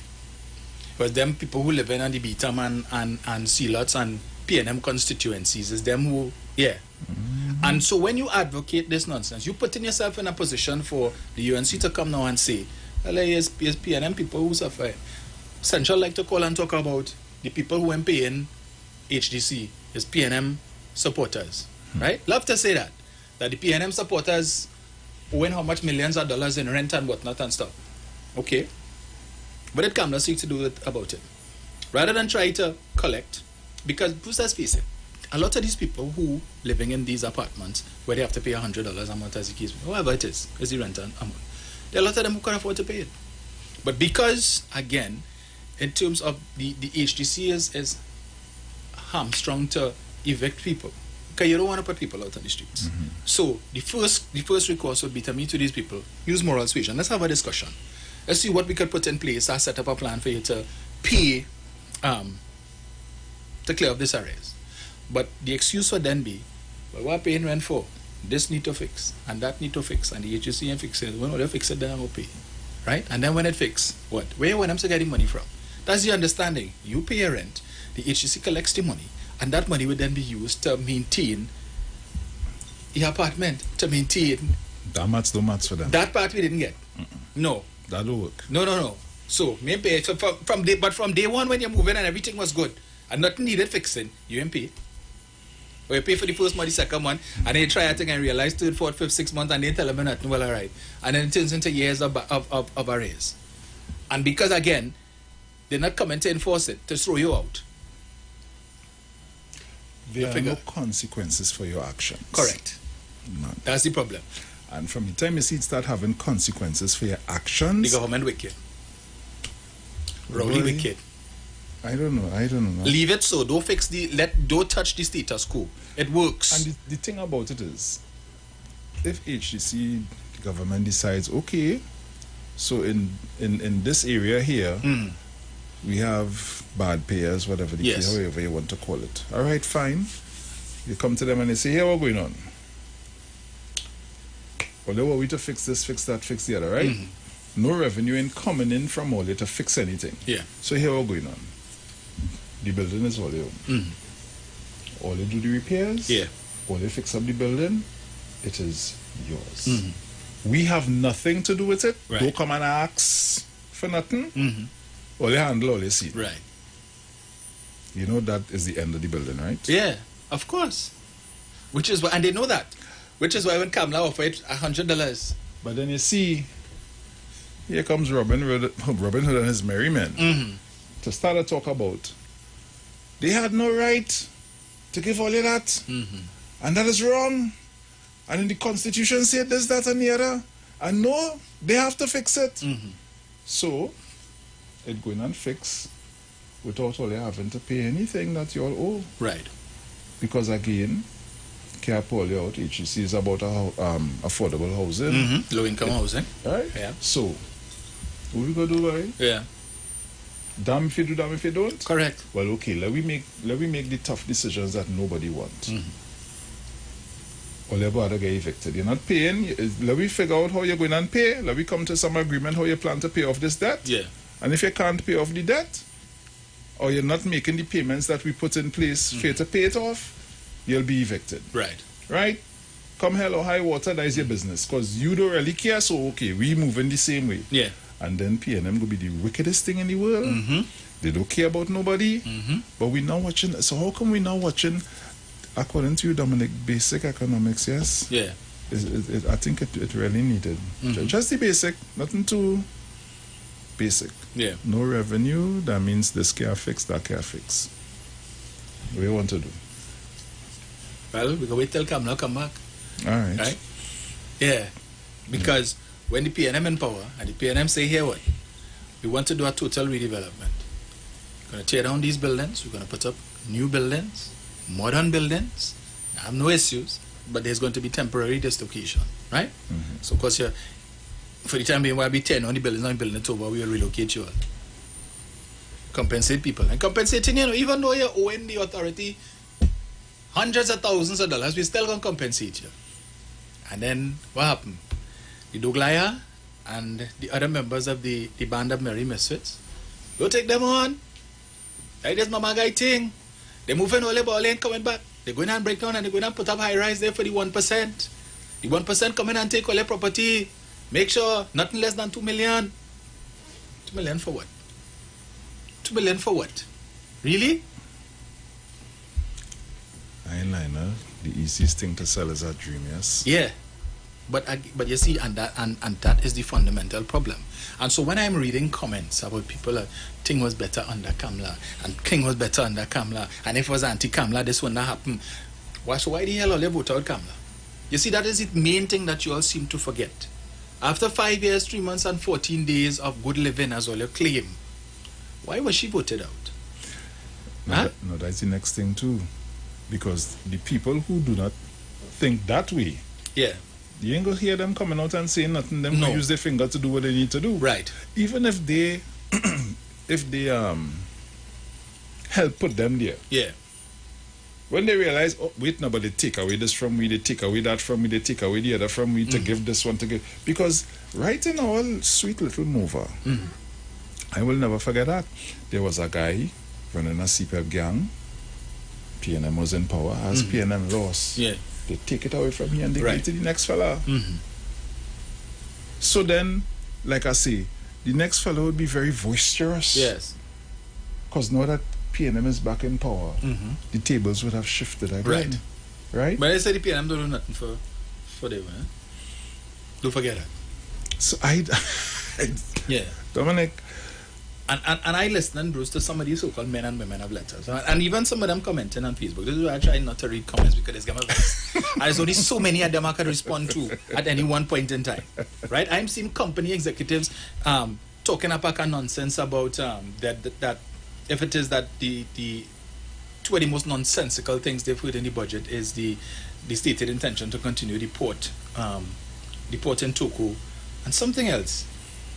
And I am saying, okay, you could criticize, but what are you doing as a company executive to advance the well-being of the country? What you doing? Nothing. Other than coming on Facebook to be a keyboard warrior. You're doing nothing else. I listen now, I listen to some of the economists who they usually solicit comments from, right? Dr. Marlene Natz is somebody that I have tremendous respect for as a professional. I think she's one of the better economists that we have in the country. But she disappointed me. I was watching the news last night, and I was disappointed to hear her talk about, was it the news or I read, where she was saying that the decision to increase the fee for firearm users license by 100% is counterintuitive and whatever it is, and that, to agree with that and stuff. And I am saying, who are the people who are likely to apply for a gun license, Bruce? The man who making 7,500 a month? The public service worker who making 8,000? What is your reason for applying for a gun? You really feel like the police going to entertain you? So just because you want a gun, I'm going to apply for FUL and I'll get it? No. Preference is usually given to persons who own businesses, persons who may be senior company executives, persons who the police service might deem to be at risk. Right? How that works for security guards, security personnel, and thing? Well, in that case, I think it's the company that would have to apply for the because the firearms belong to the company. Okay. Right. Yeah. Okay. All right. Yeah. So they would just have a license or something to carry the weapon? Yes, and of course I think they would have to the officers. I'm not too sure what it is to it, but the officers would have to have the user's license. Because I think it's the same thing, because my nephew is in the Coast Guard. I think they have to have the firearm user's license as well. Oh, okay. Yeah, so it's not just because. Okay. Yeah, because sometimes they are allowed to have their own personal firearms on them, right, and so on, right? But the thing about it is that you are complaining that $5,000 is too much to pay. Who is that affecting? When we've been hearing for years, people applying for firearm users license and paying $30,000 and $40,000 and $50,000 as a bribe to get the application fast-tracked. You feel the people who are applying for that $5,000 is a problem for them? They're willing to pay $10,000, $15,000, $20,000 just to not have to wait years to get the firearm user's license so that they could go and buy their guns or guns. Right? How much for a gun? Pretty sure it's not $2. It's not $500. Mr. Gun. Yeah. So if it is you could afford to buy a gun, Bruce, you're complaining about $5,000, but it's just because we need to criticize the budget and say, the government this and the government that and everything increasing. For the elderly, $25 one way, $50, Bruce. Some of them, the grandchildren, robbing them more than that when the pension come. Well, you're studying that. Well, the ones that is gamble. Yeah.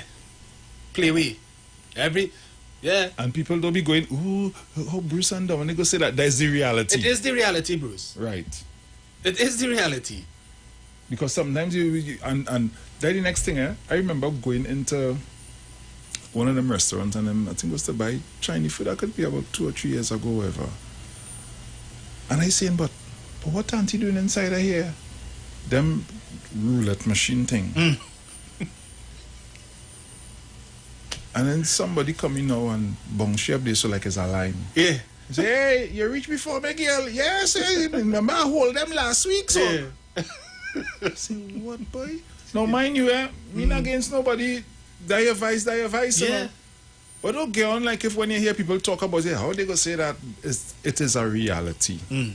It is a reality. So come on, people. You just pay more than that for a box of food and realize you like the food and throw it away. Correct. And when Tati or Uncle go to Tobago, where they stayed on the street?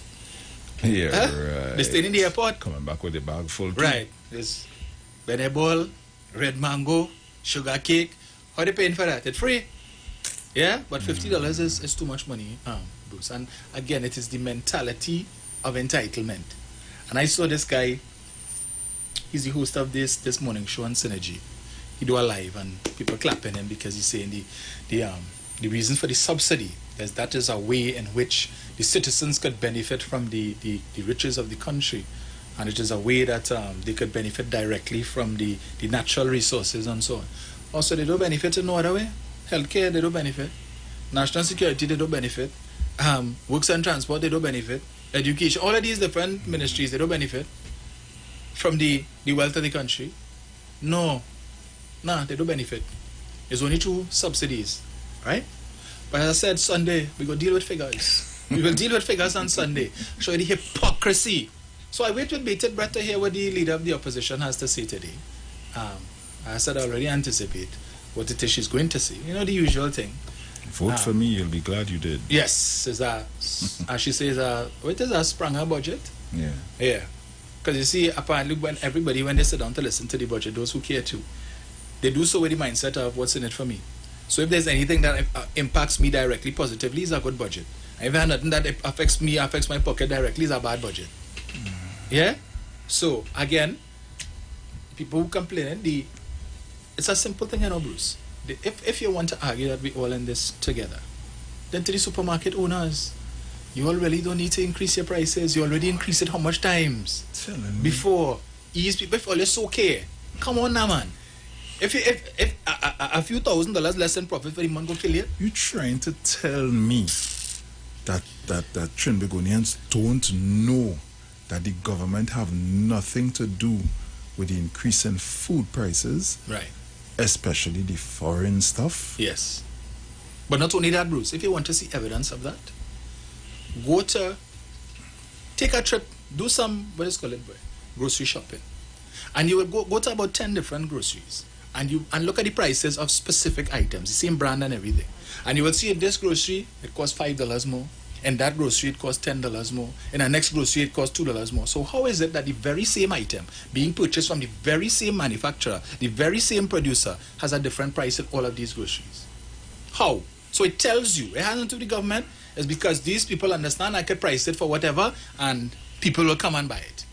So I need to make an extra $1 profit or extra $2 profit on this. So never mind the fact that Massey might be selling this for more than Extra Foods, or Food Basket might be selling this more than GTA, or whatever as the case may be. You're going all of these groceries and you check the prices, it's different. And that's true, no, because everybody buying these goods at the same price basically, right? So, okay, look, my cousin has a shop. And a couple of times I'm in the shop while the delivery guys come and they bring stuff and whatever. And they would come and they would say, hey, this item is not 50 cents again, is now $1. So if you were selling it for $1, you tell you, well, you could sell it for a little $1.50 or whatever the case might be. Now, she will be like, okay, cool, no problem. So she will go according to what they say, thinking that everybody, selling the same. Right. When you go in the shop up or down the road, there's more money, Correct. You ain't paying no. It used to be 50 cents. Yeah. She was selling it for $1. It used to be 50 cents. Yeah. They selling it for $1.50. Now it's $1. Right. They selling it for about $3. Right. Because it's the manufacturer's suggested retail price. The manufacturer, well, we suggest you sell it at this, but it's up to you. If you know you could dig out the eye of your customers because you're living in some rural place and the people don't really have much options, the alternative is to drive 15 miles down to the next, so they ain't going through that. Then you could price it at whatever it is that you want and make maximum profit at the end of the day, right? And that's the issue. And then they come to talk about agriculture. We were talking about that Sunday too, that the government, based on the annual allocation to agriculture, they don't care about agriculture. They only pay lip service to agriculture. 1.3 billion is not enough. Yeah. So, as I said the other day, insofar as agriculture is concerned, the government's responsibility, access roads, it's the government's responsibility to deal with the issue of predial larceny, to ensure that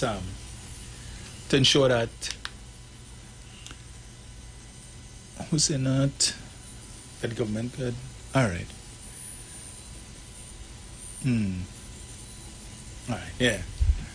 Well, even just now, when I saw somebody's asking me to explain the VAT regime, so I'll take note of that, and I'll see if I can fit that in on Sunday, or we did it next Tuesday. But again, how is it, Bruce? You see that comment there about the government could do something about food prices? I'm going to tell you something, right? I'm going to deal with that. When a businessman decides that he's going to open a business, say a grocery, and people say that the government could impose price restrictions. I open a business because I want to make profit. I open a business because I'm investing my capital and so on, and I expect to get the most amount of this out of this business as I can.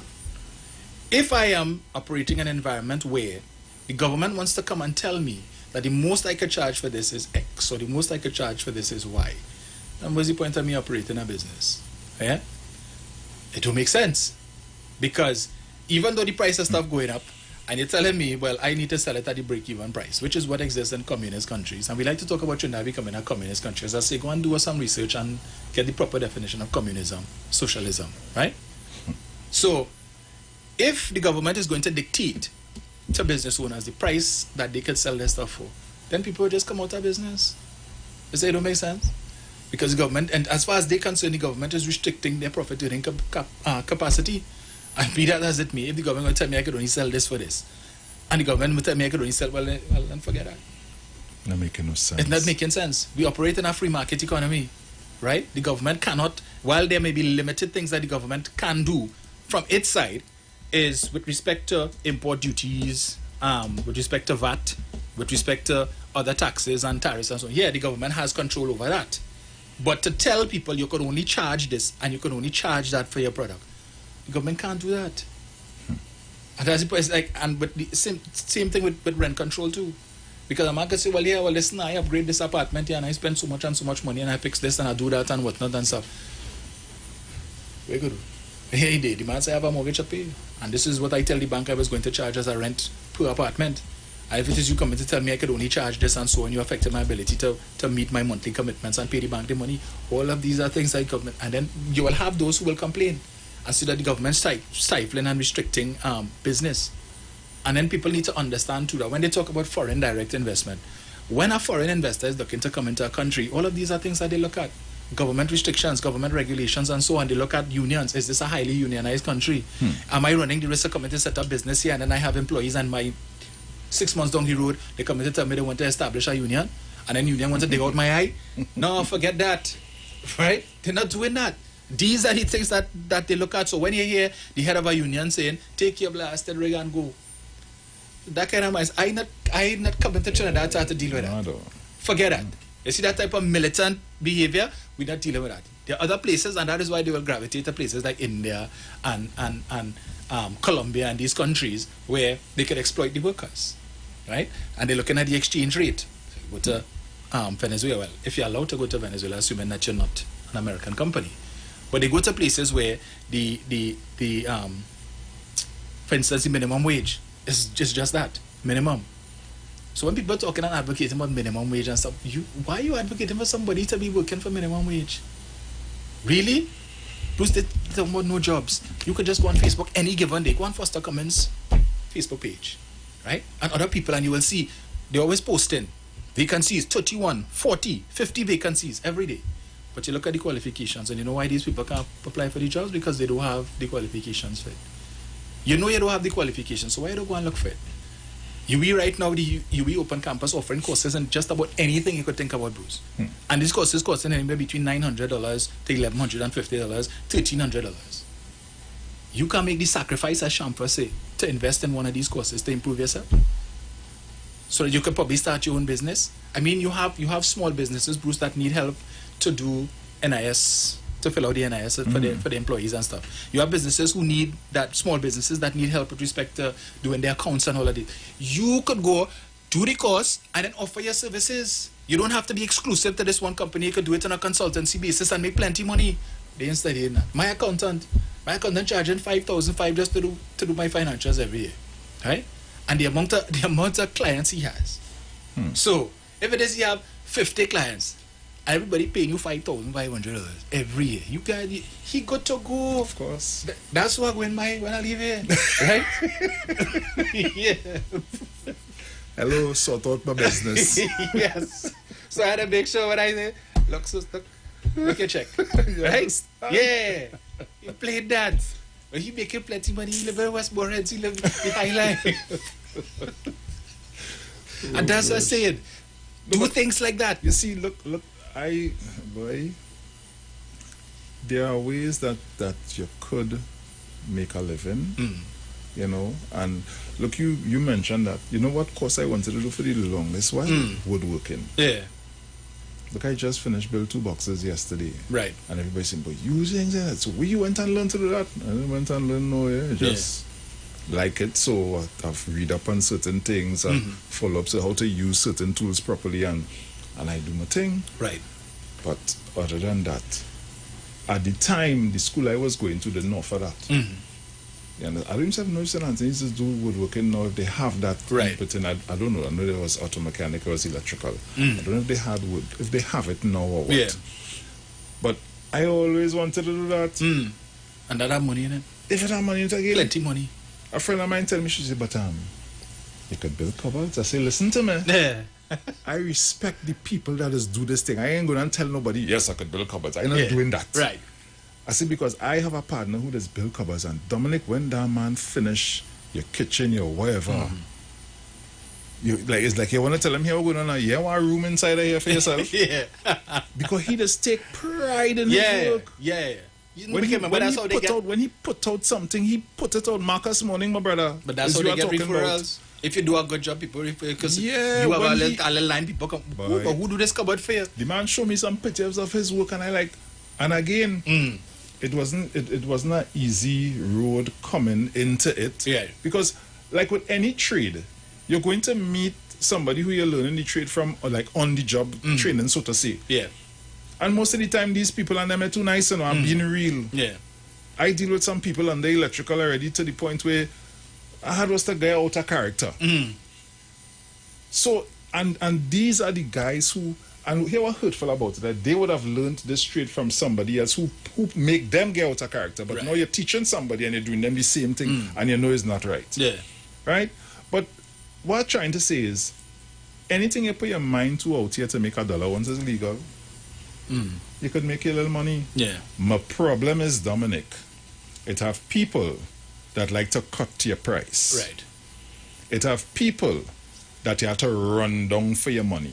You see that? Yeah. That is where the problems they start. And there are one or two youths out there, and I'm telling all of this, one or two, not all of them. It have one or two youths out there that have genuinely gone down the road of trying to do their little thing, and because, okay, when they finally get a job that, hey, it's a big project I'm doing here, and they put all the time, the effort, and energy into it, and then you don't pay them, what do you think that's going to do with the mindset here? Yeah. And then you want to make a set of idiotic excuses as to why you shouldn't pay them the money that they call for. We agreed on something. Give the people the money. Yeah. You understand? When you do that, you don't encourage our youth. Boy, it's nothing out here for me. No better I go and take up a gun and go and rob people. That is what you're going to hear. Correct. So yes, it have the ones that they want to do nothing. But it have those out there that doing something that we're not respecting, and we need to do something about that. Yeah. The handout day is done. We want to win off the government winning off our way. And that subsidy, everybody feeling it right now. Everybody go feel it a little bit, but oh gosh. Yeah. But and then too, you have those persons, those who talking, and again, the men and women of letters. Yes, we agree with the removal of this fuel subsidy, but the timing is not right.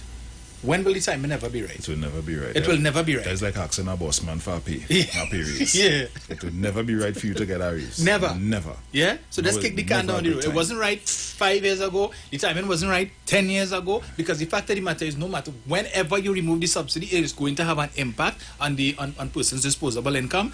And they will always have people who vex about it. So the timing will never be right. And all these supporters of the UNC want to come and talk now about, and we're going to talk about that Sunday too, about Rowley Baked and the government Baked. Just remember that it was Larry Hawaii who increased the price of premium from $4 to $5.75 in the second year of the People Partnership, right? The second year. So what it took him to do in 2 years, it took Colman Burt 7 years to do. But we will discuss that because Colman Burt increased it by $2 after 7 years, right? But it took Hawaii only 2 years to do that. Don't forget that. And while the other increases that the both would have given you, he did it incrementally. I'll give you a 50 cents, a 40 cents. Hawaii didn't say that. He said take the whole 175, right? Ram the umbrella, pull your K-Pax with no grease and open it. But come into it anyway. We got to talk that Sunday. I will be tuning in Sunday. Miss Anne-Marie Solomon, you can call me at 340-2016 and I will put you on to him. Yeah, Marcus is very good. Very, very good. Yeah. No ifs, no buts, no maybe. He's he's very serious about his work. Yeah. Very, very serious about his work. So, guys, we're getting ready to go to the break. I don't know how long Dominic will be here with us. He has his appointment. Yes, well, I take my leave, folks, but on Sunday, tune in. We will deal with the hypocrites. I will do my best to see if I can tear apart the nonsense that you all going on here from 10 o'clock this morning. But remember, those of you who choose to buy your Coke and your large Coke and your popcorn, good for you. And those who choose to have a bale of toilet paper and a bucket of vomit, well, hey, your choice. All right? But guys, we also yes. Sunday.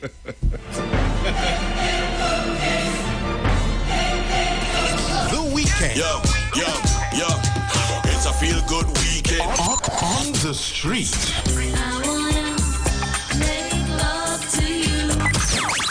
Where we turn down the talk and turn up the music.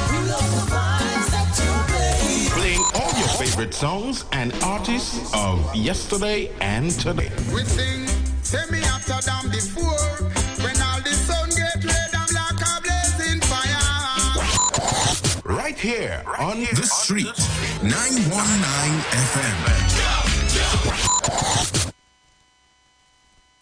You've got bills to pay, and so do we. Let's go pay some bills on The Street 919 FM.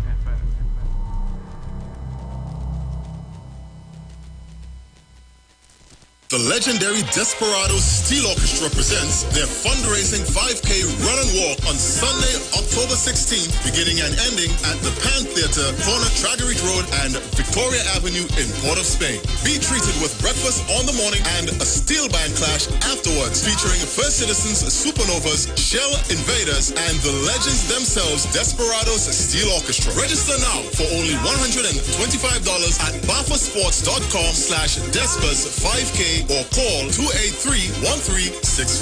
Breakfast tickets cost only $200 and will be available at the Pan Theater. It's Desperados Steel Orchestra's fundraising 5K and walk, breakfast and pan jam on Sunday, October 16th. Come and show your love.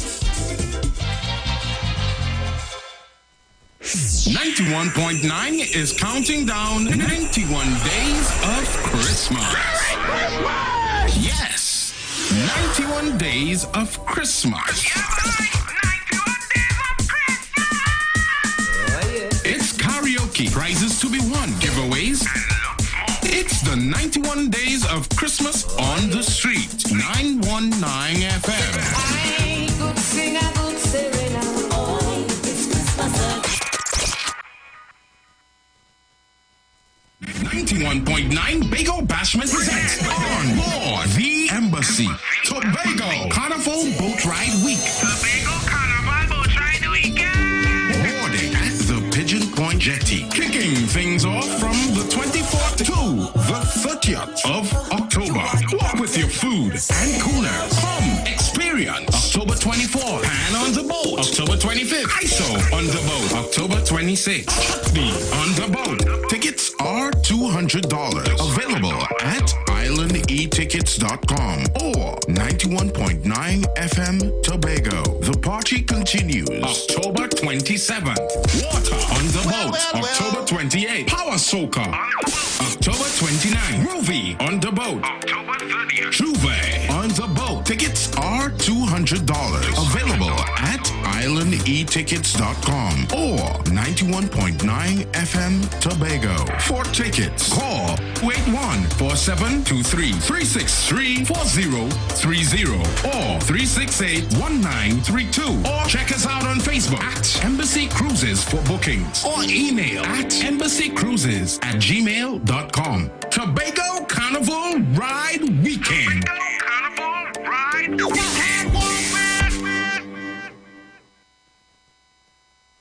Ever wanted to do your banking without going to the bank? Well, First Citizens makes it easy. Getting salary alerts with mobile alerts is as easy as reading a text. Paying bills with telebanking is as easy as making a phone call. Transferring funds with the mobile app is as easy as posting a selfie. And paying credit cards via online banking is as easy as streaming a movie.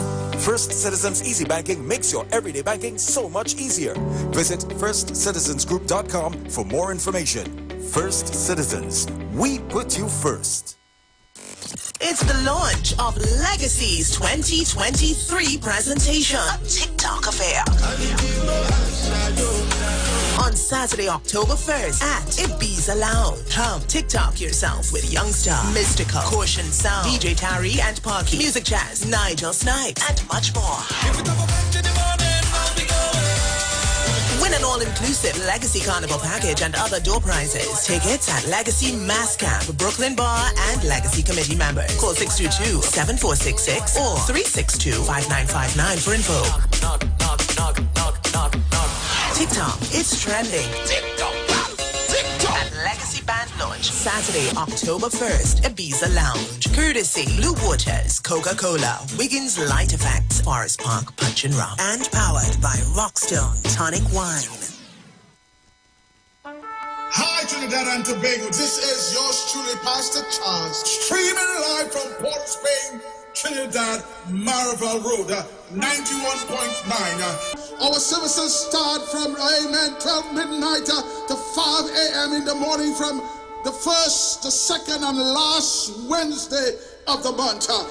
We are going to have a T-R-M-E time in the presence of God. We'll be praying, praise God, for our nation. We'll be praying for families. We'll be praying for those that are sick and those that are in need. Tune in to the best station, 91.9 FM Street Live, Port of Spain, Maribel.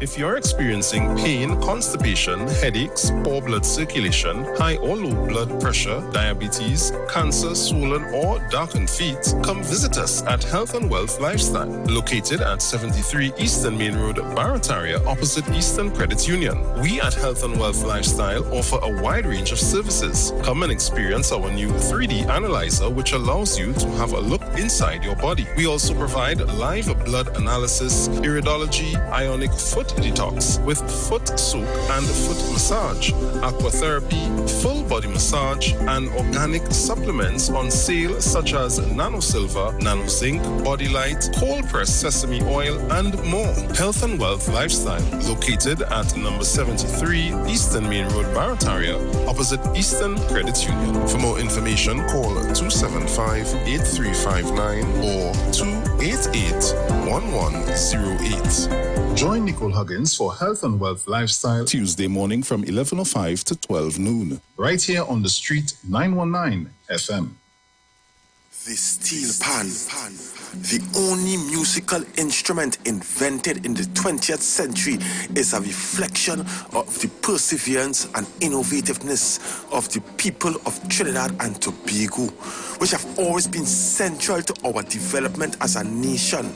And the steel pan story epitomizes this, carved out of life and struggle and determination, rising out of the spirit of the African drum. The steel pan stands today as evidence of innovativeness, creativity, and passion for life integral to the people of Trinidad and Tobago. My name is Kwesi Paul. Join me each and every Sunday from 9 p.m. to 12 midnight on the street, 91.9 FM.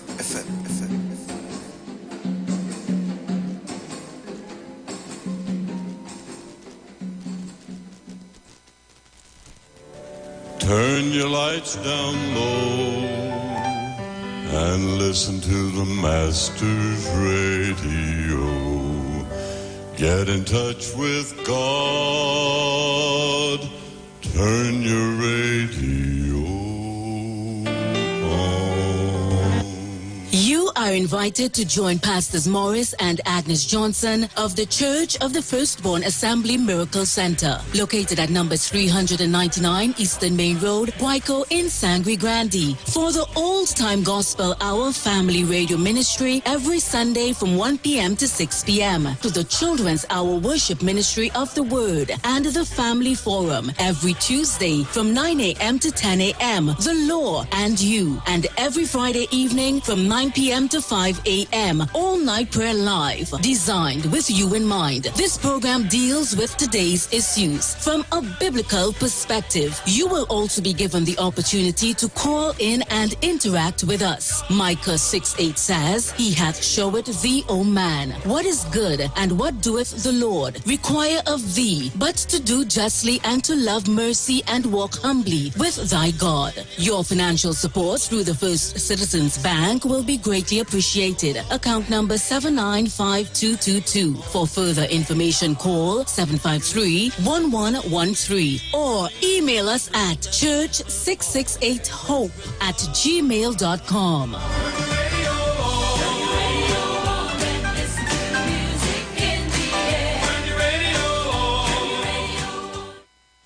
Looking for a safe and relaxed professional massage therapist and nutritionist? Look no further. Nature's Touch with Empress Judy and Associates offers a natural approach to better health. Treat yourself to a professional massage therapy and nutrition advice in a safe and relaxed atmosphere. Rejuvenate your body, mind, and soul at Nature's Touch Therapy. For an appointment, please call or WhatsApp 1-868-398-8282. Or visit our Facebook page. Remember, your health is our responsibility at Nature's Touch. Good, that boat ride looking like it real bad. Are you ready for that boat experience again? The Sea Champion and the Embassy say, book with us for that unforgettable boat ride experience. Sea Champion leaving from King's Wharf, San Fernando, and the Embassy leaving from Breakfast Shed, Port of Spain, or Westside Trinidad. For more information, call 399-5959, 281-4723, or email us at coralvisiontT@gmail.com. Book now and reserve your cruise. Hey, that boat ride look like it's as well.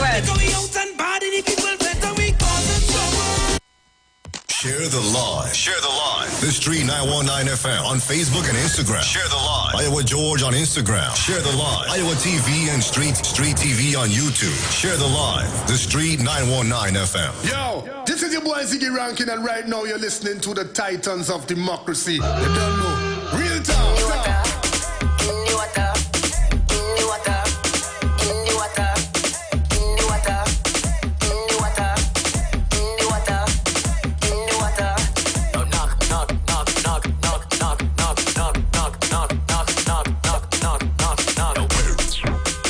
So welcome back on the inside. Just a bit of quick information for you. It's a brand new Christmas on the street at 919 FM as we count down 91 days to Christmas. We'll be giving away 91 prizes to 91 children. But that's not all. Keeping in the Christmas spirit, we have many more surprises in store for you. So keep it locked to the street 919 FM because it's a brand new Christmas.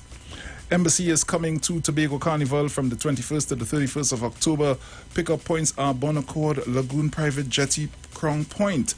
Packages include captain, cleaning crew, sound system, one DJ, and security. So book with us. For more information, contact 281-4723 or 363-4030 or 324-4227. Embassy for bookings on Facebook or email us at embassycruises@gmail.com.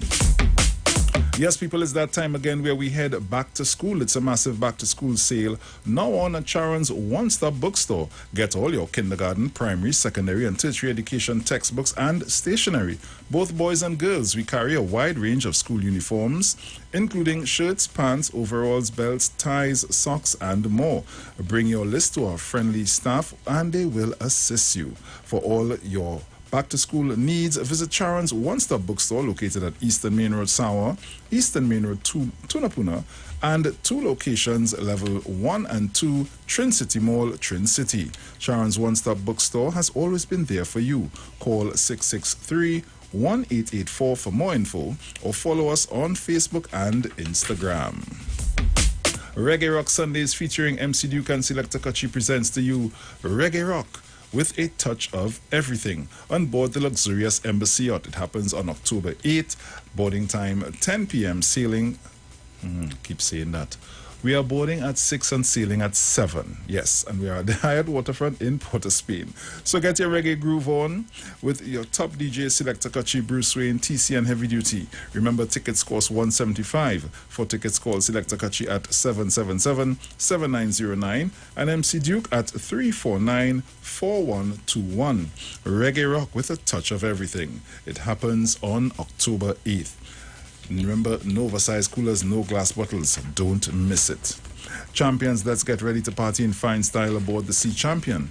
And yacht lovers, let's get ready to party on board the luxurious Embassy Yacht. For more information, you can call us on 399-5959, 280-7512, or email coralvisiontt@gmail.com. Join Pastor Kelvin, Harry Narayan and friends for the Way, the Truth, the Life radio program, Radio Ministry, a Church of Life ministry live on the street 919 FM every Sunday from 6:05 p.m. to 7 p.m. For further information, you can contact 686-3845 or 349-5178 or 342-7303. And you can tune in to the Street 919 FM every Thursday from 10:05 a.m. to 10:20 a.m. for the program Straight and Narrow, The Way of Life. The Health Store being brought to you by Mrs. Arlene Collins Mohammed. For more information, you can check us out on Facebook or Instagram at Straight and Narrow or visit our website at www.opulence.com/Arlene for Life. You can also call or WhatsApp us at 309-4697 or 620-9379. So, guys, the lines are open 3420081 4665391. Caller, good morning. Morning, Bruce. Hey, Jen. Morning. Hi, morning, Dominic. Well, he left already. Okay. Morning to all callers, listeners on 91.9. The whole crew from Tobago to Trinidad is a big crew. So, morning, and much love, everybody. Bruce, when I look at things happening, especially when you look at what's happening out in Miami there too, that natural disaster, that hurricane, I think it's either say Ian, we just say Ian. And you look at so many other changes that are happening in the world based on climate change, based on the economic system, the financial system and everything. Change is a word we have to get accustomed to if we did not. And it is a skill, Change is not just something you just get up and change, so you're working in a job for 40 years or 33 and a third. If you ain't prepared yourself and 60 years reach on you and you haven't prepared yourself for retirement, it is a real challenge because a mental thing is a emotional thing. It's the system saying, hey, we don't need your services anymore, so you've been doing that for years. So you have to put yourself in a frame of mind for retirement. You also have to put yourself in a frame of mind, especially in these times, that this job, permanent job, and wait and get your pension when you finish the job or your gratuity. Those things may be also changing, where it's more about contract. It's not something unions like to hear, but we have to adapt to it and change it. Just as we change everything in life, and if you haven't prepared yourself to change, it becomes a problem mentally, physically, emotionally, even spiritually. Having said that, in Trinidad and Tobago, we have to change. We have to change the way we live. When you're young, you will go up on a mango tree and dive off. You ain't studying if you break your hand, your foot. And even if you do, you know it's healing quick. When you get older, you're not doing that because you understand the risk that it has to it. And that's how we have to look at life in Trinidad and Tobago. We cannot continue as we have been doing all the time. People don't like to hear that. Everything can be free again. You can't just sit back and wait on any government, whether UNCP and whoever it is, to just say it's the government's fault. They had to help. We had to give we. When we reach 65, they had to give we old age pension. When we retire, we had to get we health insurance. We had to get. It's more about understanding where we are and stop being individuals. Yes, the government is supposed to take care of its citizens, especially most vulnerable, all that, we know that. How that is done is through taxes, because the government themselves don't just make money just so. In taxes, investments, and other things within the society. And what do we do as a people? Do we just sit down and say the government has to give we the resources is we own, so we have to get everything? Or do we say, listen, we have to also contribute. Whether it's our time when we go to work, we be productive. Whether it's in our words, our deeds, our thoughts, that we work together as a community despite whatever challenges we have as different ethnic groups. What do we do? Or just we pull aside and say, we don't like he, we don't like she, we want he to come back, we want she to come back. And then we mash up the place as a man is advising civil unrest. Mash up the place, burn down, and then what do we do after? The ministers on both sides of the divide, do you think that is going to bother them when that is finished? They have prepared their children, they have prepared themselves through education, through opportunities that were given to them largely by the PNM government. If they don't want to remember that, the education system as it was set out by Dr. Eric Williams before that is who had money and property.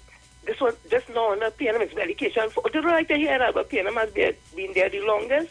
They have not been perfect. They could have done a lot of things differently. We know that because, again, in life, nobody is perfect. However, when you look at what's happening, the infrastructure in this country, it has been mostly, in fact, about 90%, the PNM government, whether you like it or not. The other governments who would have come in for 5-year terms, you could on one hand, you might be able to point on what they would have done with infrastructure or education or anything. And the PP government had a large man. They had 29 seats, I think it was, the largest budget, the largest cabinet, everything. They could have make laws and they didn't need no special majority and all that. And what did they do with the resources they had at the hand at the time? Gas prices was the highest, the budget was the biggest.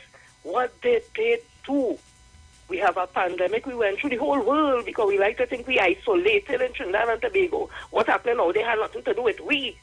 But it has. We don't live by ourselves. We import our food. Look when the war in Russia and Ukraine, when wheat, because Ukraine is the largest producer of wheat, what happened? Down here we feel the effects because they raised flour, because they had no choice. They wasn't getting it. And so we cannot keep thinking that we're isolated. And what happened now, they have nothing to do with us. My whole thing is this, as I started saying, we have to learn to adapt to change. It is a skill. Whether it is we need to get counseling, whether it is we need to get people coming out and speak to us and explaining to the ordinary man, as we like to put it. Sometimes we just feel like the ordinary man don't know. The ordinary man know, you know, but there are some who really don't. We need to connect with these people who don't understand, and all they're seeing is, this is affecting me. And they need to understand it's not just affecting you, it affects your family, our village, the whole country. It is affecting the world. And we need to talk to them about that because they have their fears. Everybody has fears because change is a skill, it's not easy. So I just want to leave that there, that we have to develop the skill to be able to deal with change because it's an emotional, a spiritual, a mental, it encompasses everything. Is a holistic thing. And change is a frightening with a lot of people. And we have to get accustomed to that because the world is changing and we cannot stand still like the deer in the headlight. We too have to change as a society, as a country, as a family, as a people. So I just want to leave that there this morning. Bruce, thank you so much as usual for the opportunity. No problem, my dear. Caller, good morning. Morning, Bruce. Morning, madam. Everybody. Sharon, Dominic, everybody, morning. Sharon, Sharon. Bruce, if they didn't shut down the trade school, I know a lot of young boys were able to get their jobs and able to do something. True. You know, but somebody, I think, should shut it down. Another thing, they're always dwelling on we poor people at a certain time. But they don't give us any hamper. They don't even say, give me a copybook to give me a child and they know a poor. But when they're ready, they harp and harp on the poor, the poor, the poor. And what I will think, if they're referring to, I don't know if we will want to have it done, instead of giving the school grant to the buses to drop our children to school and school feeding program, I wonder if we will prefer to get the money in our hand and we see about our children, and that would be good because the parents, the poor people getting money from the government. Because I think most of the actual money that they really want. Another thing, what I'm thinking of, in the stabilization fund, when they said that they put some money in the stabilization fund, I heard a woman said, how much is the balance? They want to know the balance. And I was thinking the balance might be 3 days money left. So if you want to know the balance, that is about it. And if everybody want to know what is going on, and they want to change the government, as somebody said, the government going to feel it in the next local government. If all you want to vote out this government and put in the one all you want, then prepare all yourself to go IMF. And if all you think all you will get the money in all your hand, all you sit down there and return it. Just go in some area you're going to read who are the richest people in Trinidad and Tobago. And you'll see who is the richest man. All you go and see if all you will reach that stage. Okay, thank you. Thank you. Caller, good morning. Hey, Brucey. Morning. And Mommy, thank you so much for that contribution, including, and you too, Jenny. Because, Bruce, I'll tell you something, and people will find I'm being harsh, but, Bruce, we grew up real poor. I mean real poor. There's something I went to school with, something called a ship scratcher. I just the term used. There's something called a ragu. When you stand up in the sun, it's hot. When you get a rubber thing. I don't even know about it. Hello? Not sure. Right. Yeah. Yes, I went to school with that. My brother, went to school, yes, it in some cases. But you know what? There are two things Mommy used to push. The old question of go to school and you're going to church. And with that, on a Sunday, you're going to play a sport with fellas in the village. Those are the three things. They come like components. That's why I can't relate to anybody telling me they're poor. Yeah. Because I know opportunity reigns since the PNM in office. I know opportunity reigns.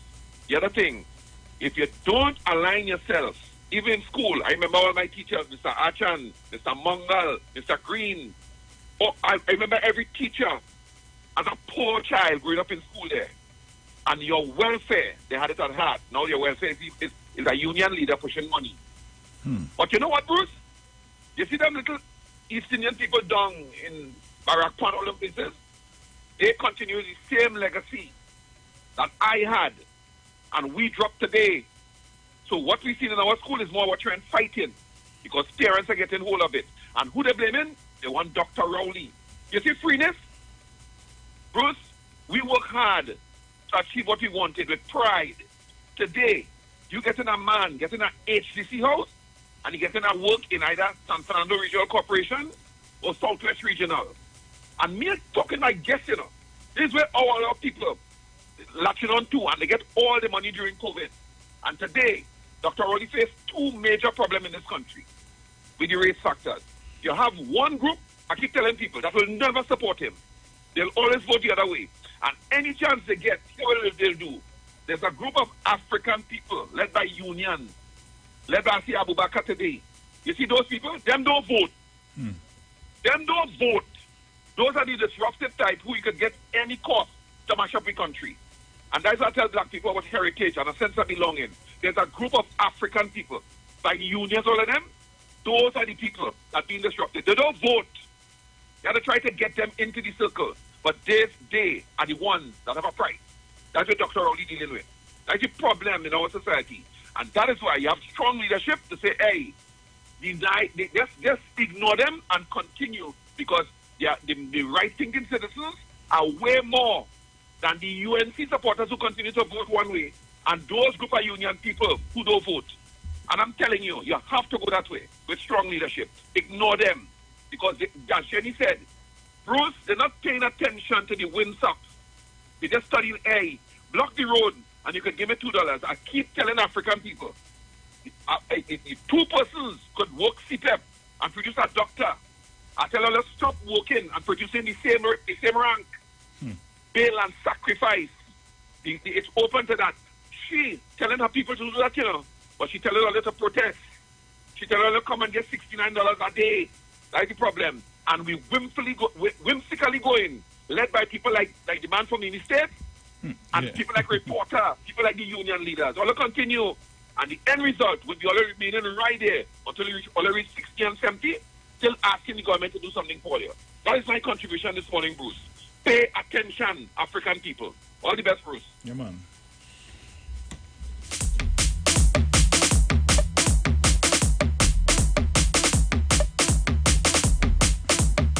Caller, good morning.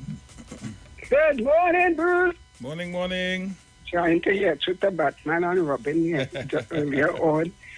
Earlier, leave out Raj. Raj must be a billionaire now, eh? Hey, Bruce, let me go into the business now. You, Sharon. Oh, not me. I told for anything right now, but I feeling good. I'm feeling good. Praise God. I did 3 holes before. Excellent, excellent. Jenny girl, I wish I was lineman with you these days. I would feel much younger and more brilliant. Brilliant, you know. Nobody can fool me. But I love to listen to you, Jenny. And you brought me back to the days in PSC, girl. I don't know if you remember. Claudette Smith, Jason Williams, the principal of John D., and the man from, they used to call him Quail from licensing office. You know, we used to lie there, but you won't remember me. So I was shy at that time, but now I breaking out. Because I listen to 91.9, the station to keep me assertive. You like the big word, Bruce? Assertive. Yes. Anyway, it's 9 o'clock and I have to reach for 8. We will talk another time. Love everybody. Peace, love, happiness. Have a nice day. You too, take care. Right.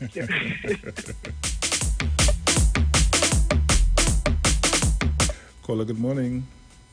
Hey, Bruce. Morning. Morning. Is it open forum or? Yeah. Yeah. I must wish miserable fireman a belated happy birthday on Republic Day. Yeah, man. Yeah, Bruce. Morning, Teresa Conliffe. Hope you're all right. Mommy Sauce, Miss Cummins, Clement Cook up in Lavon today. Hey, Bruce. The reason why I called about listening, but I was kind of busy, right? People got to remember what that UNC government did to African people. They kind of commercial with banana, and we eating grass and all kind of thing, right? I mean, they was in power. Do you remember people? They fire all who was working for PNM government under deceased Mr. Manning, right? And then sign a contract. And then when the election called, she extended the contract to 8 years. And Dr. Wally couldn't touch him contract under CPEP until the 8 years. But let me show you some. God is so good. Only working now about 15 and 7 years. Only get back the same amount. The UNC, when she said sign the contract, they're the night to extend it for an extra 3 years, right? And also, Bruce, people got to remember, under the UNC, what they did to us, man. They destroy our country. So, and also up here in Sandy Grande with the corporation coming up, I ain't frightened because African people always have to remember when they first come into power and they win the corporation, you know what they tell the people of Sandy Grande vendors? They can't sell no more on the street. They try to run the fellas off on the street. Take back. Whisper they were selling the and say, oh, they're on the pavement and they can't sell the run all the vendors, you know, Bruce. People have to remember those things. I don't forget, you know, Bruce. So we just waiting. They said they think they will win. Today's up here in Sandy Grande is supposed to have a meeting with that lady who make the statement about African people and use the N-word, you know, Bruce, in that corporation. Right, brother? Thanks for accepting my call, right? All the best. Yeah, man. Bless up. It's a beautiful Friday morning in TNT. Caller, good morning. Morning, Brucey. How you going, boy? Hey, Mr. Chance, how you doing? Are they cool? Yeah, good morning. All the Titans at home and abroad. Yes, and the international Titans don't realize. My good friend from Sandy Grande there, good morning. Bruce, before I do anything, before I say anything, I want to extend a very special birthday greeting to somebody that you know, Bruce. Mm-hmm. Yes, you know Miss Punella Chance. A.K.A. Wrong Bus. My darling, loving cousin. I want to extend a very special birthday greeting to you. May mighty God continue to shower you with his richest blessings. I thought I would have sing a song for you this morning, but I will do it privately, you know. So I'm going to leave the singing for another time. But I wish you a very, very pleasant day. Brucey, oui. In your discussion, I want to thank Jenny and Rowley Jr. And my last friend here who spoke about what happened in the last under the Kabla. Because, you know, Bruce, I sent a note to the opposition leader, you know. Yes, I sent a note to tell her what I wanted to say today. And I know she wouldn't say it, I will tell her only what to do today. I sent it to her as a citizen. I could write to the opposition leader.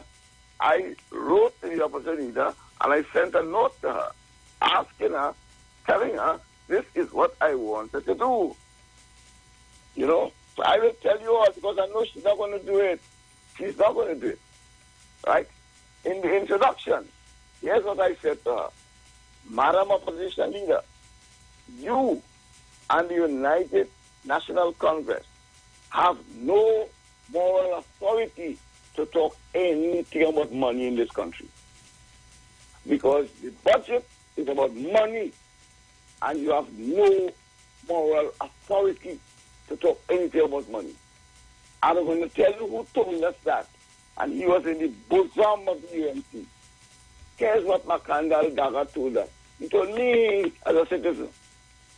He says that the UNC was thieving money as though they invented it. Madam, you heard what somebody right in your bowel said? So you have no authority, it's money you're talking about. And he said that the people in the UNC were thieving money as though they invented it.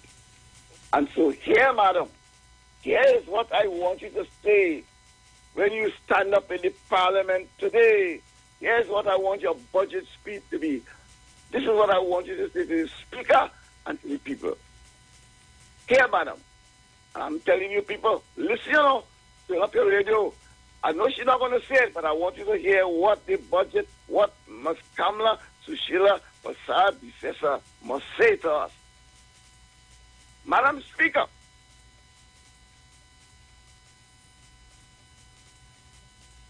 my address to you today will not be directly in response to the budget speech. But instead, Madam Speaker, I will talk to the people of Trinidad and Tobago. And I want to tell them this. My dear people of Trinidad and Tobago, today I make a commitment to bring back to you all the money that was squandered and dealt with in different ways from the Treasury. I promise that I will make every effort in the first instance to make sure that all the money to cover the cost of the subsidy will be brought back by me and my people. You see the $2 billion in subsidy, we will bring all of that back. And let me tell you what I will do. Madam Speaker, I will have a discussion with my friend Gopal, where I stayed during the election campaign, about the alleged $600 million contract to supply aggregate for the Point Fortin Highway. I'll talk with them about that and see whether we could get that back. I will also have a discussion with my same friend Gopal and see whether the $40 million contract for garbage collection, we can get that back and put it back in the Treasury, madam. Madam, I will also do other things. I will speak to other people as well. I will have a discussion with Mamu. Mamu, who is now in Panama.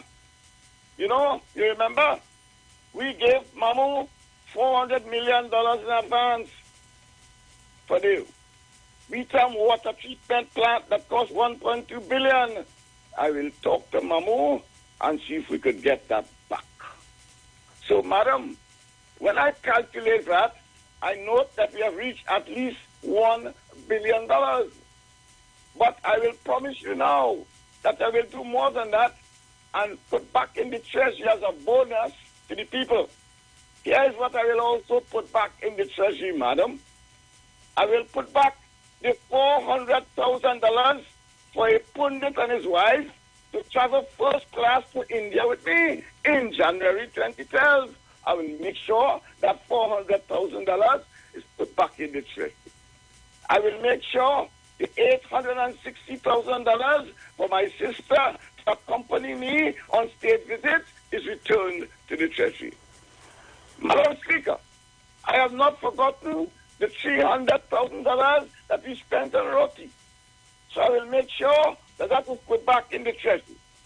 I have not forgotten the $6 million in the helicopter ride. Because, you know, I had to move from Philippines to Port of Spain. And it cost $6 million. And I will make sure that is put back in the treasury immediately. And Madam Speaker, and the people of Trinidad and Tobago, I have not forgotten the money spent on the fire truck, to remove the fire truck. So I'll put back the $6.8 million in the fire for the fire truck. And Madam Speaker, as I close, I want you to know that I have not forgotten that we used up $16 billion from NGC. I have not forgotten that. And I have not forgotten that when we left office, we left the treasury with money to run the country for 3 days, madam. 3 days we left the country. I will try to put back all that money. So the treasury will be overflowing with money. And then, when we do all of that, madam, I promise you, and I promise the people of Trinidad and Tobago, we and the UNC will never seek office in Trinidad and Tobago again. Madam Speaker, with these few words, I thank you. Good morning, Bruce. Thank you very much. Thank you, Mr. Chance.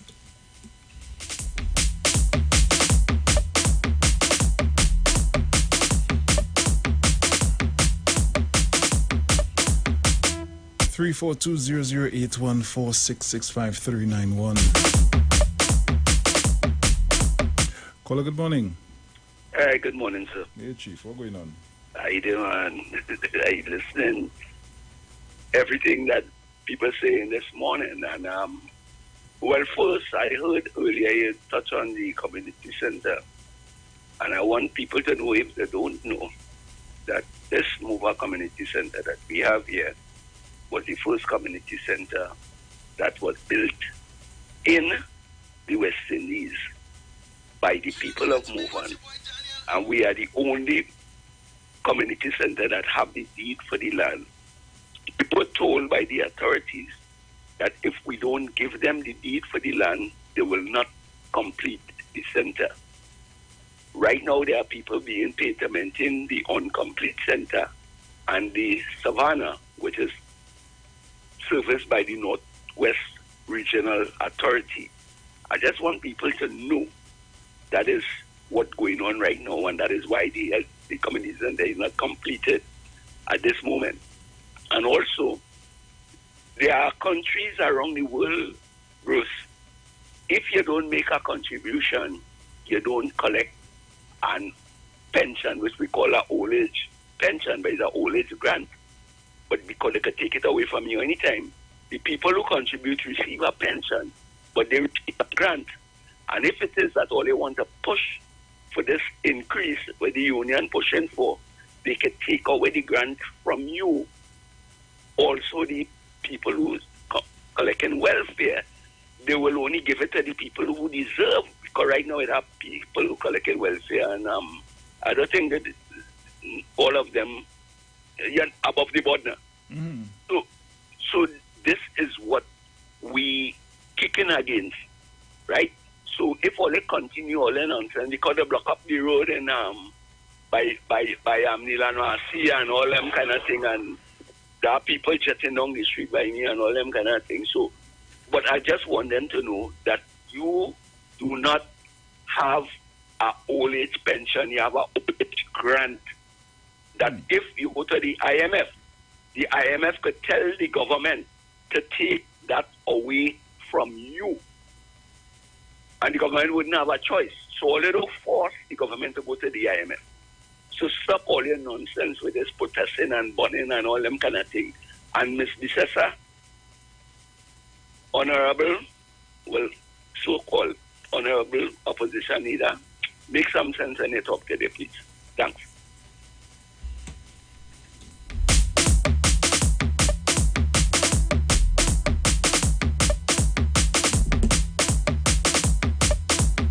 Caller, good morning.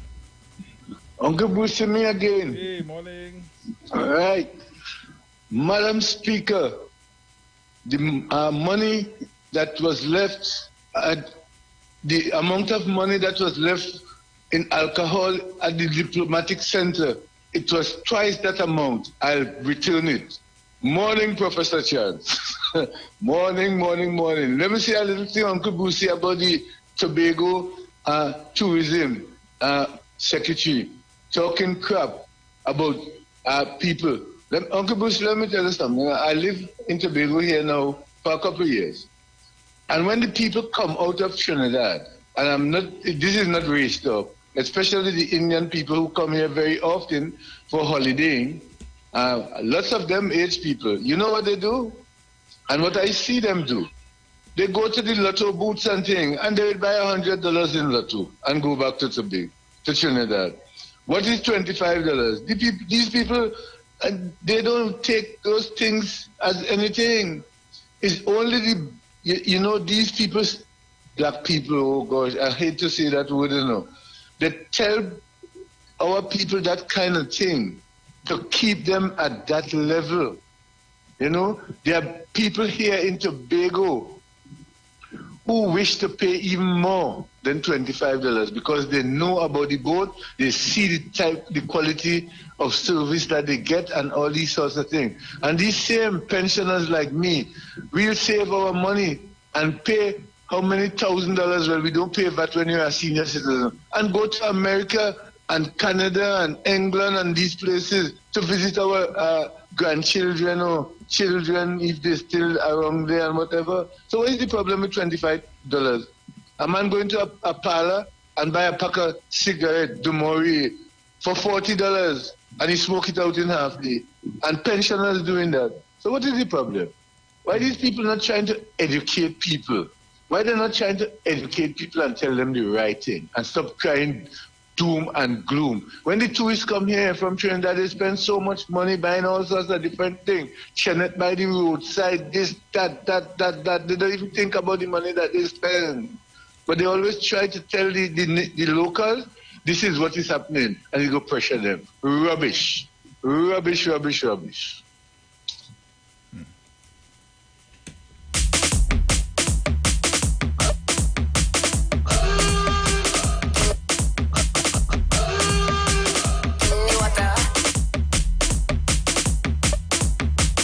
Caller, good morning. See, Oi. that is the gentleman who is called Mr. Archer from Tobago. No, that is Mr. Monk St. George. Oh, Mr. Monk St. George, good morning to you. I want to say something to you here this morning. I respect you as an elderly. Don't let nobody, whenever they come on the radio and they have your fights, the bus and whatnot, flush that in the toilet. You hear what I'm telling you about? I know you coming across the Tobago. I've never speak to you and people show me who you are. So you continue to raise your nose and your face up high. Don't let nobody on the station call in and they have marked the bus and twat. Don't go down that road. Right, Mr. Mount St. George? Have a good one and enjoy your day. Words of encouragement. Caller, good morning. Pleasant good morning to you, Bruce. Hey, morning, Brian. What's up? Not too bad at all, and pleasant good morning to all your listeners, callers, and viewers. Yeah, man. On the Street 91.9. Bruce, I must congratulate the callers this morning. Everybody had very, very interesting narratives to educate us and so on. But Bruce, according to what Mr. Chance is saying, I think Mr. Chance's letter to the opposition misleader is incomplete. You see, Bruce, I remember in a joint select committee, the then leader of the independent bench, I can't remember his name, Daniel, and that is one before Paul Richards, asked a particular question. when he observed that the overdraft on the exchequer was supposed to be not more than was supposed to be a maximum of $10 billion, was $33 billion. And we need to know where that money go on, Bruce. Not million, you know, Bruce. I ain't making no mistake. It was $33 billion, Bruce. Billion. Bruce, where all that money gone, Bruce? Huh? What a bill? Huh? Bruce, what about the $400 million for life support? I don't even know if Mr. Chance had mentioned that. Mr. Daniel, poor Mr. Daniel going to the great beyond. But I know he ain't spent all that money. Where that money is, Bruce? Which bank account that money in now, Bruce? Bruce? $34 million. That's a piece of chalk, according to Dominic. That's even a duster. But that's $33 million going, Bruce. Bruce, what about the former Minister Education, who say he built 108 schools, but it went from 100 to 104 to 106, now 108. And John Gill on another frequency still waiting for the list. Up to now we can't get it to determine where those schools were built. So he get over $5 billion for 5 years. So he building school and we paying school. 5 years. Today I still see people protesting about school that was supposed to get since 2012 they get it yet.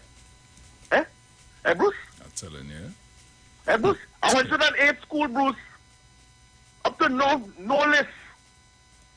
He can't name one area where they built school. But what about the contractor who demanded over $1 billion for work done between 2010 and 2015, Bruce? Bruce? What about that money? I think it comes down to $400 and something million after negotiations. But what about 1 point something billion was for? Bruce, what about these other checks that were written just before the election in 2015 by a certain minister? The people who were supposed to pave certain roads in Central, what do you call it, near Point, Rivulet Road area there. What all them checks? And those were quick, what do you call them, short loans for 3 months and 6 months and 9 months, according to Minister Remember when he came in, he made that. What about that, Bruce? Where all that money gone? They had to pay for all that. Bruce, do you know what the Prime Minister said that passed over everybody's head just recently?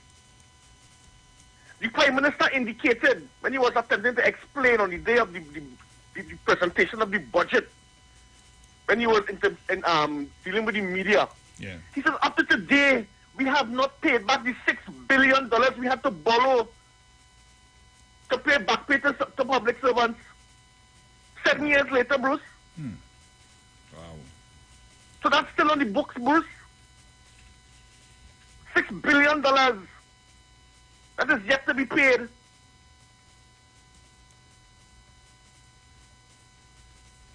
I didn't say so, Bruce. The Prime Minister said so. You tell me. What's about all that money we borrow, Bruce? We have to borrow during COVID, Bruce. We have to borrow. Thank God our business, our standing is good with certain, like the Andean Bank and so on, that we were able to get money to our sisters. All those things have to be repaid, Bruce. People are studying them thing, you know. They don't care. No. But Abu Bakr want to lead March. What Abu Bakr ever give? What he ever pay a day tax? Abu Bakr owing we money for what happened in 1990. He, his children and his grandchildren. And I make no apologies for saying that.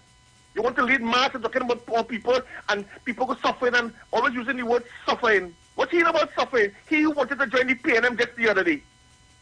Want to go up for a seat. You know the hypocrisy of these people, Bruce.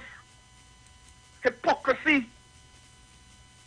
Why the unions didn't go and buy the refinery? That's always have to come back there. What about the $7 million every month like today we have to fork out to give the family consortium for 40,000 gallons of water?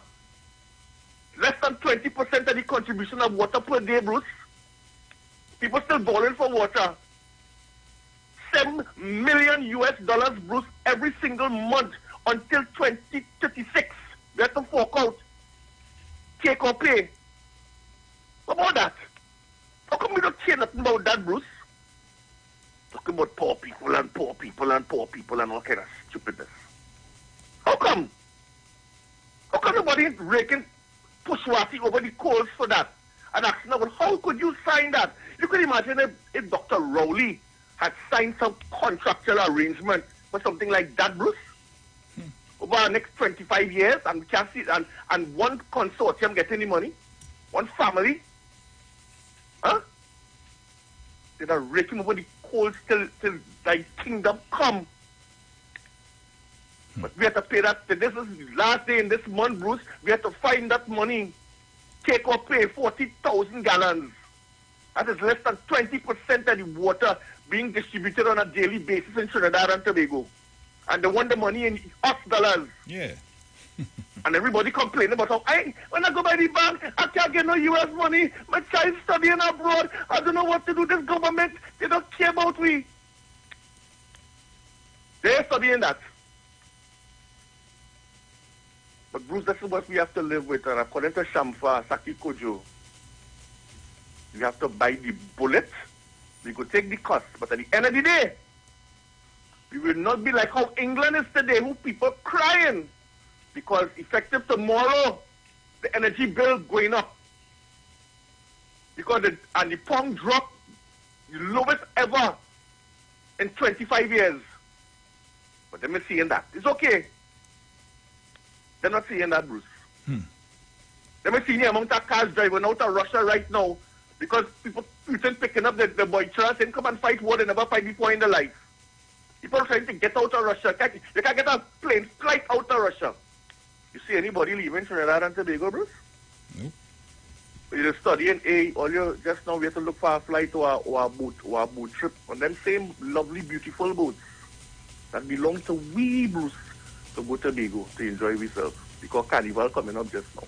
Bruce, have a nice day. You too, my brother. Take care. And with that, guys, that's all the time that we have for today. It was a pleasure being in your company. It was a pleasure having you in ours.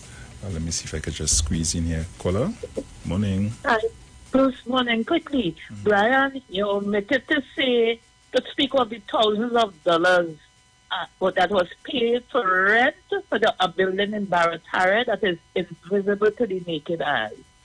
Maybe. Yes, guys. So we are out of here. Do enjoy your weekend. Be safe out there. And so talk to you guys again on Monday. Please God, hopefully our sister will be well and ready for us on Monday. So we hope for her speedy recovery. So guys, talk to you guys later on. Ciao.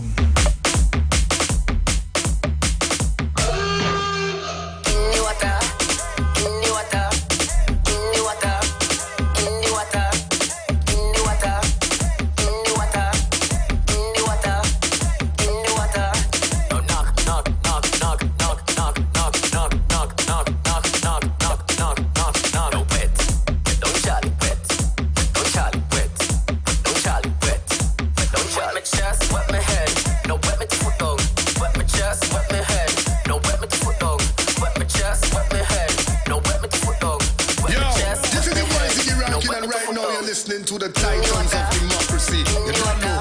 Real talk. It's Friday. Good morning. Tell us come into effect and find the hose. Tell us come into effect and find the hose. Don't turn them on. Turn all the hose them on. Turn all the hose. Wet my chest, wet my head. No, wet me to foot down. Wet my chest, wet my head. No, wet me to foot down. Wet my chest, wet my head. No, wet me to foot down. Wet my chest, wet my head. No, wet me to foot down. In the water, in the water, in the water, in the water, in the water, in the water, in the water, in the water. We are the street. 919 FM.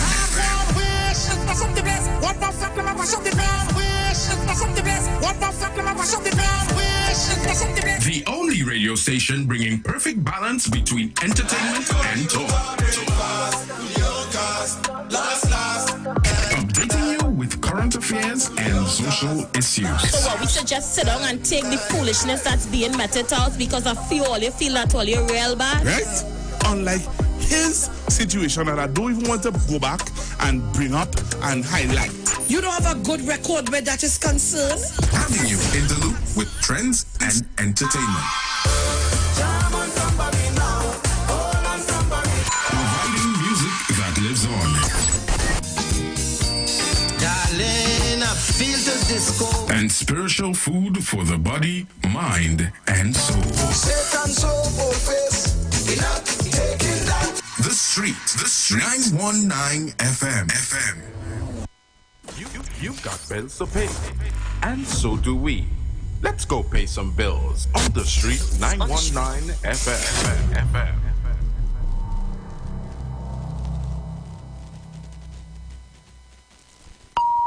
The views expressed are not necessarily the views of the management of The Street 919 FM. Tune in to The Street 919 FM every Thursday from 10:05 a.m. to 10:20 a.m. for the program Straight and Narrow, The Way of Life, The Health Store, being brought to you by Mrs. Arlene Collins Mohammed. For more information, check us out on Facebook or Instagram at Straight and Narrow, or visit our website at www.opulence.com/Arlene for Life. You can also call or WhatsApp at 309-4697 or 620-9379. 91.9 is counting down 91 days of Christmas. Yes, 91 days of Christmas. It's karaoke, prizes to be won, giveaways. It's the 91 days of Christmas on the Street. 919 FM. I could sing, I could say right now. Oh, it's Christmas. If you're experiencing pain, constipation, headaches, poor blood circulation, high or low blood pressure, diabetes, cancer, swollen or darkened feet, come visit us at Health and Wealth Lifestyle, located at 73 Eastern Main Road, Barataria, opposite Eastern Credit Union. We at Health and Wealth Lifestyle offer a wide range of services. Come and experience our new 3D analyzer, which allows you to have a look inside your body. We also provide live blood analysis, iridology, ionic foot detox with foot soak and foot massage, aquatherapy, full body massage, and organic supplements on sale such as Nano Silver, Nano Zinc, Body Light, cold pressed sesame oil, and more. Health and Wealth Lifestyle, located at number 73 Eastern Main Road, Barataria, opposite Eastern Credit Union. For more information, call 275-8359 or 288-1108. Join Nicole Huggins for Health and Wealth Lifestyle Tuesday morning from 11:05 to 12 noon, right here on the Street 919 FM. Ever wanted to do your banking without going to the bank? Well, First Citizens makes it easy. Getting salary alerts with mobile alerts is as easy as reading a text. Paying bills with telebanking is as easy as making a phone call. Transferring funds with the mobile app is as easy as posting a selfie. And paying credit cards via online banking is as easy as streaming a movie. First Citizens Easy Banking makes your everyday banking so much easier. Visit firstcitizensgroup.com for more information. First Citizens, we put you first.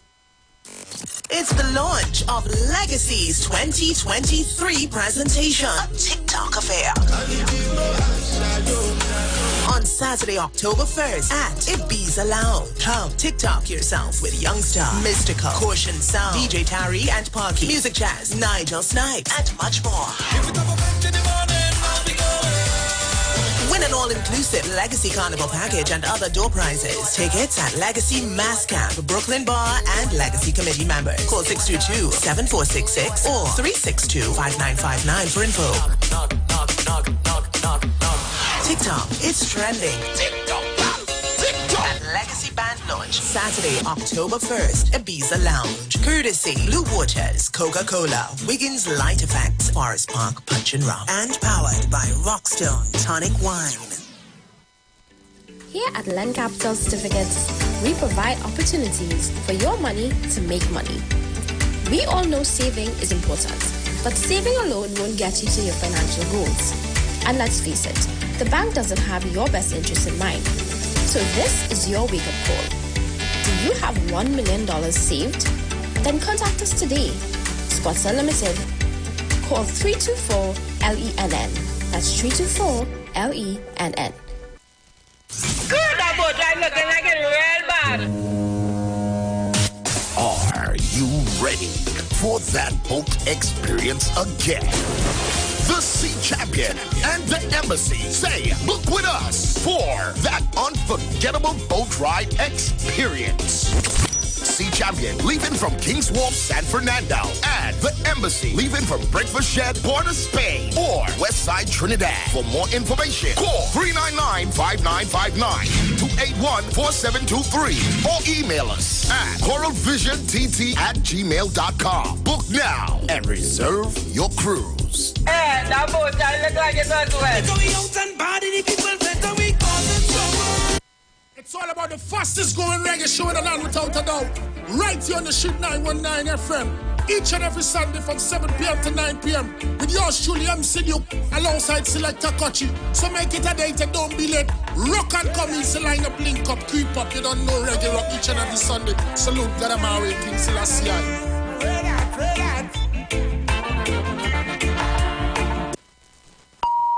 The views expressed are not necessarily the views of the management of the Street 919 FM. Share the live. Share the live. The Street 919 FM on Facebook and Instagram. Share the live. Iowa George on Instagram. Share the live. Iowa TV and Street TV on YouTube. Share the live. The Street 919 FM. We are The Street, the only radio station bringing balance to the nation. 91.9 FM. You are locked onto the street. Locked onto the street. You already know what it is. 919 FM. Yeah.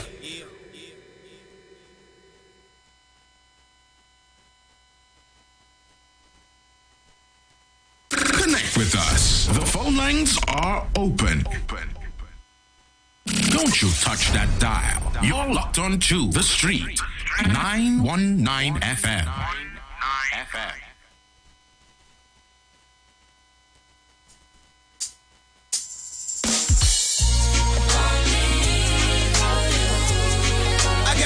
Sustenance. I give reverence. I'm reaching out again, crying out again, on my knees again, seeking you again. Oh my Jesus, I need you to guide me through. I'm seeking you again, on my knees again, crying out again, reaching out again. Oh my Lord, I need you to guide me through. So many times I try to make it on my own. Each and every time I ended up a danger zone. Certain things didn't matter, like spending time with my master. I drifted further and further away, but I'm coming back to you, reaching out again, crying out again, on my knees again, seeking you again. Oh my Jesus, I need you to guide me through. I'm seeking you again, on my knees again, crying out again, reaching out again. Oh my Lord, I need you to guide me through. A lamp unto my feet and a light unto my path. You are the righteousness in my heart. Can make it halfway, Lord, I need you from the start. That spirit of lust and pride must depart. I'm running to you like a deer to the water. My life is like a book, Lord, you be the author. Anytime I'm in need, Lord, you are my Jireh, my only provider. I'm reaching out again, crying out again, on my knees again, seeking you again. Oh my Jesus, I need you to guide me through. I'm seeking you again, on my knees again, crying out again, reaching out again. Oh my Lord, I need you to guide me